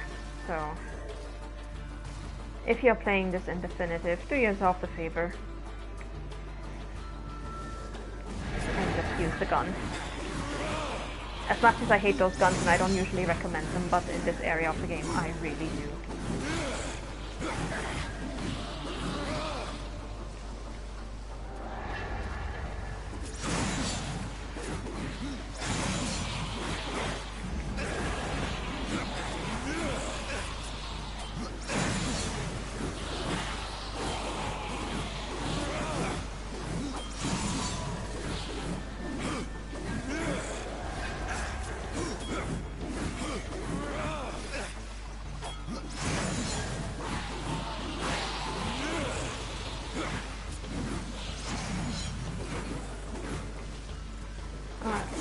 I think we should be getting close to the end of this hallway.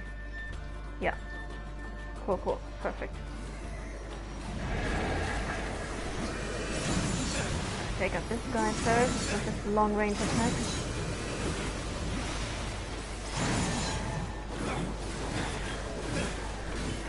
Oh, now's the party. Okay.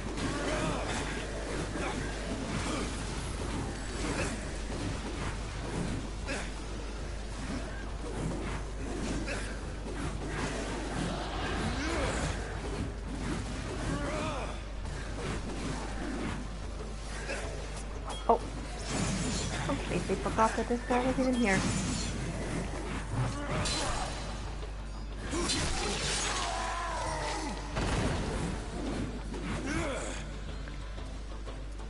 Alright, there we go.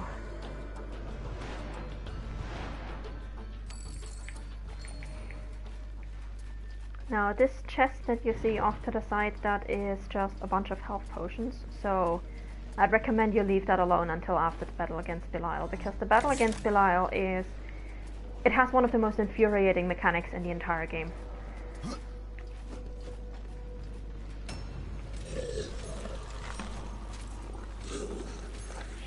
Belial. The legions of hell must be in a sorry state to make you a lord. Curb your tongue, horseman, or I will tear it out. Why have you trespassed into my domain? It seems some humans have survived the apocalypse, despite the best efforts of your kind. You speak of the hunter. He claimed that he sold you his soul. His soul's damnation was merely a threat to keep him in check. After all, how much harm can one human truly cause? Lilith and Samael may coddle you, horsemen, but I have no more patience for your prattle. Did you deceive the hunter, or did he deceive You will die here! We both know that isn't true. So Belial was not even capable of defeating the hunter, he was actually just lying to him. Like, dude.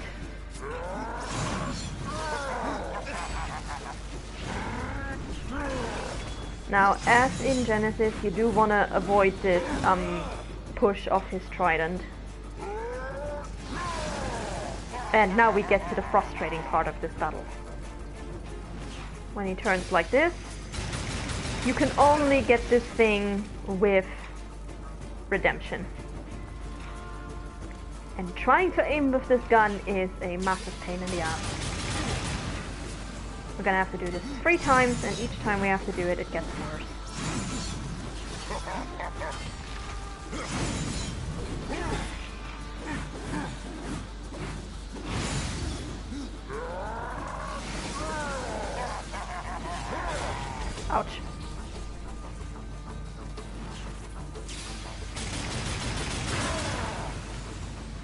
But I do love that his shield is apparently level 1.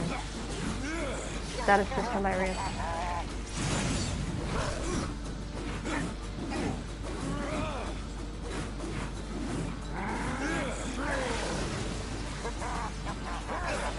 Ow. And this I hated so much. Who came up with the idea of having to shoot a moving target with redemption? Why? I wanna have words.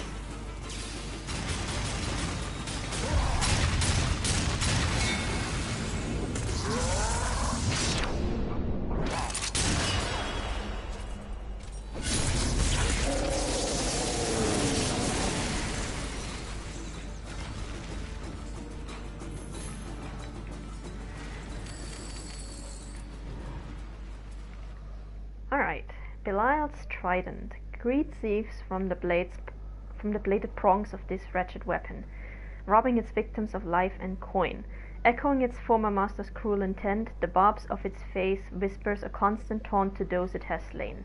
Thou art good for naught. That's a good joke coming from Belial of all people, who is generally regarded as a joke among the Lords of Hell, so clearly someone is compensating. I will say this though, this weapon has health steal, so if you don't have a scythe with health steal, this is a good secondary to equip.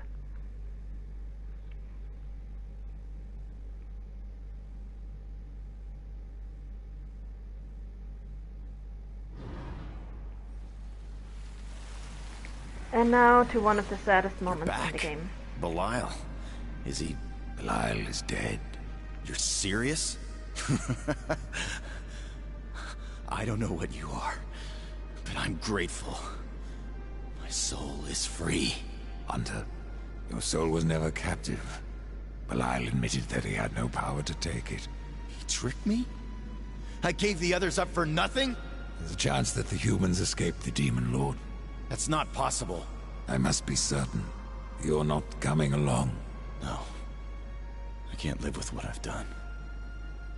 Death. As long as you're here. You wish to be taken now? Please. Very well.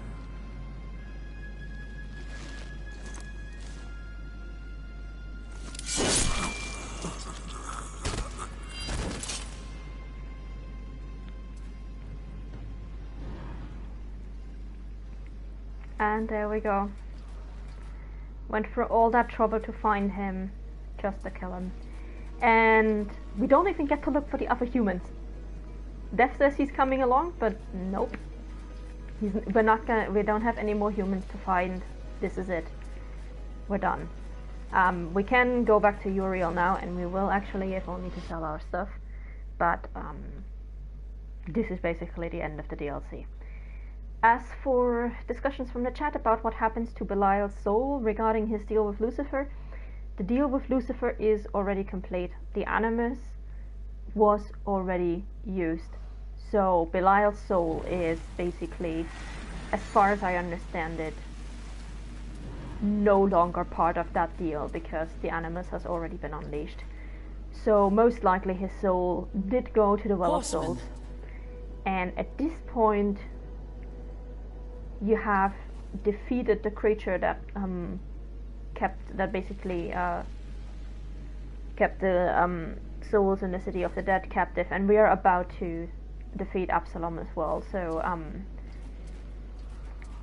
Why the Well have of you Souls come will to soon me, be fine brother? again. Anyway, let's go. Let's see what we can sell, what is not legendary.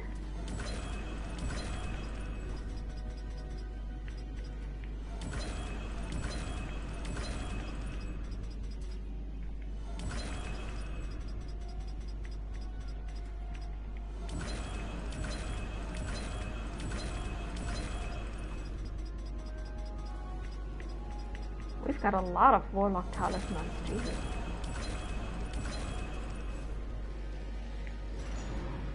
Alright. So now, only one more thing left to do. We're gonna go Horseman. and kill the final boss. We're gonna go and fight Absalom.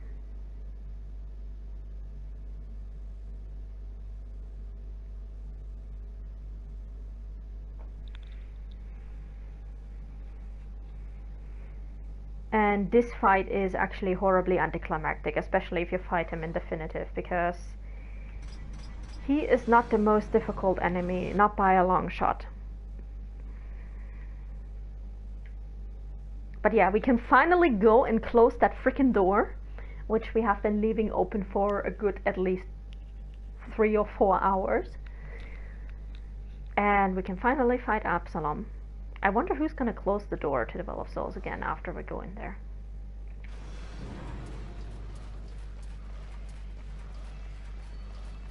And yes, in definitive, Samael, for example, is a lot harder than Absalom. The Abyssal Forge, a lot harder than Absalom.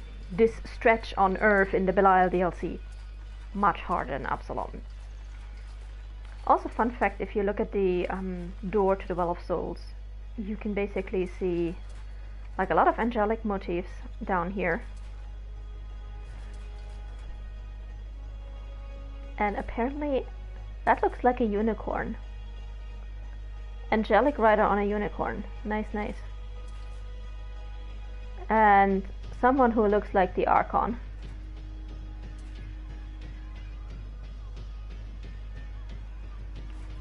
And on the other hand, if you go to the door of the Tree of Death, you can see what looks like Lilith, and you can see a bunch of demons also with their followers.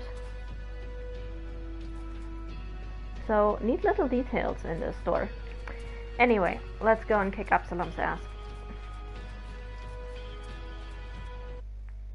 And yes, the fake Lucian in this depiction of the door only has 2 wings, so I love the phrase the chat just coined, that it's Diet Lucian. Let's call him Diet Lucian. I do think that at some point somebody, either from the demonic side or from the angelic side or both, must have come to Earth, because assuming that human history evolved and went on, and human religion went on inside the Darksiders universe as it did outside of the Darksiders universe, then Christianity is a thing in the Darksiders universe, which means angels and demons and the Apocrypha of the Bible are a thing. So at some point somebody must have come and enlightened humanity about all of this bullshit, but probably the message got kind of garbled in translation, and that's how we ended up with something that is so far off from what the Darksiders universe is. Anyway, let's go and fight Absalom. Have you ever wondered, Death, why you are untouched, while those around you wither and rot in the grip of corruption? Could it be that you are already blackened by the sin of betrayal? How can you defeat that which seethes in your own heart? You cannot stop me without forever damning your soul! I'm pretty sure I can, actually. Like, don't try to guilt trip me. Then so be it.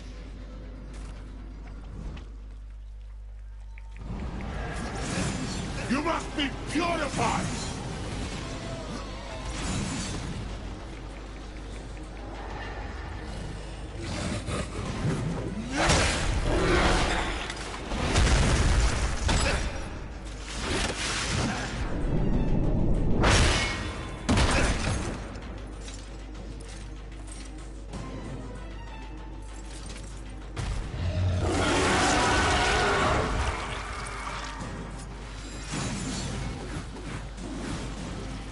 You know, I'm not even gonna use Unstoppable again, because it's not gonna take very long anyway.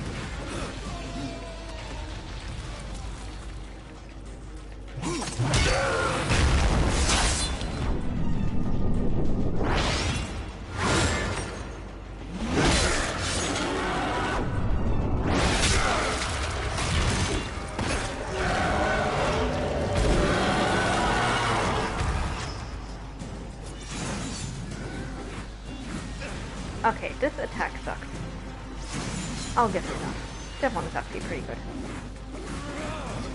Feel the power you birth!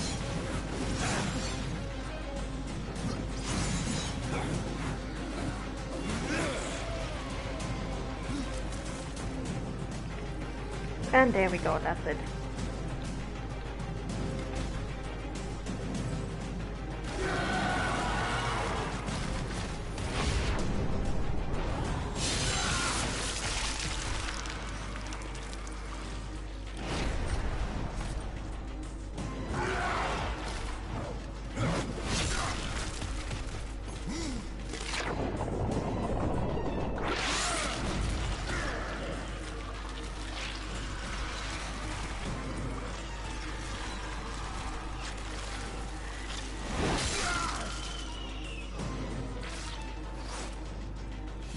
As noted in the chat, I do like that cutting off Brother's arms is apparently the solution for everything. For all the families focus. Once more, brother.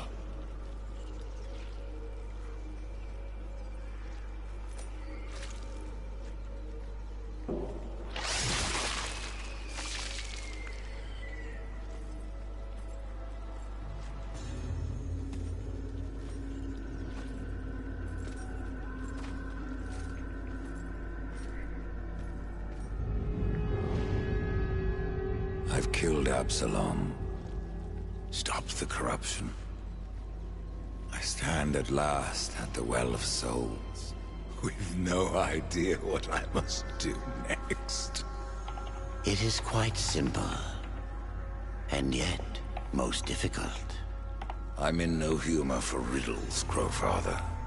You may tap the power of the well to return the kingdom of man, or you may resurrect the Nephilim. But know that choosing one will forever doom the other.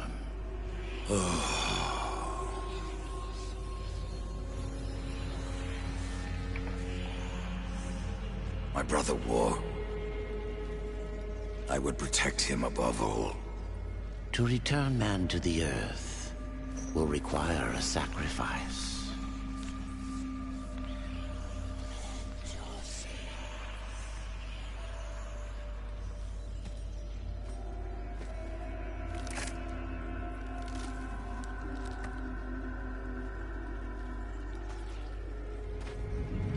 Thus, from death came life, and the seeds of humanity were resown. But death's journey was not ended. On the shattered earth, his brother War had slain the destroyer. You will be hunted. The White City for certain. The Council, and there will be others. You would wage this war alone? No. Not alone. War had broken the seventh seal, summoning the horsemen of the apocalypse. And the number of the riders shall ever be 4. Okay, so two things. First of all, it was not War who broke the seventh seal, it was Uriel. Secondly, this narration kind of implies that the breaking of the seventh seal happened right after, after Death threw himself into the Well of Souls. But the developers actually confirmed that it was not like a 5-second deal. So that leaves the question of why are there no humans in Darksiders 1 if Death resurrected all of humanity? And there's two versions that could have happened here. Number one, the humans did not actually get resurrected onto Earth, but somewhere else, possibly wherever Fury and her humans are. Or number two, since this happened some unspecified amount of time before the rest of the events of Darksiders 1, that humanity was rebirthed onto Earth, slaughtered again by the demons, and by the time war comes around, they've already died twice. Which is my personal interpretation of events, because I like angsty shit and I prefer my stories to be dark. I am an angst writer, not a fluff writer. Sorry guys. So anyways, next week I do definitely want to play the Crucible, but to get back to the Crucible, even if we skip all the cutscenes and rush through the game, is going to require a bit of time, and it's going to be very light on, like, pretty much no lore until we get to the Crucible. So I don't know if you guys actually want to see me basically kind of speed run through the beginning of New Game Plus until we get to the Crucible, or if you just want to start at New Game Plus. Let me know what you guys think, and in the meantime I'm gonna skip the credits and get us to the post-credits scene.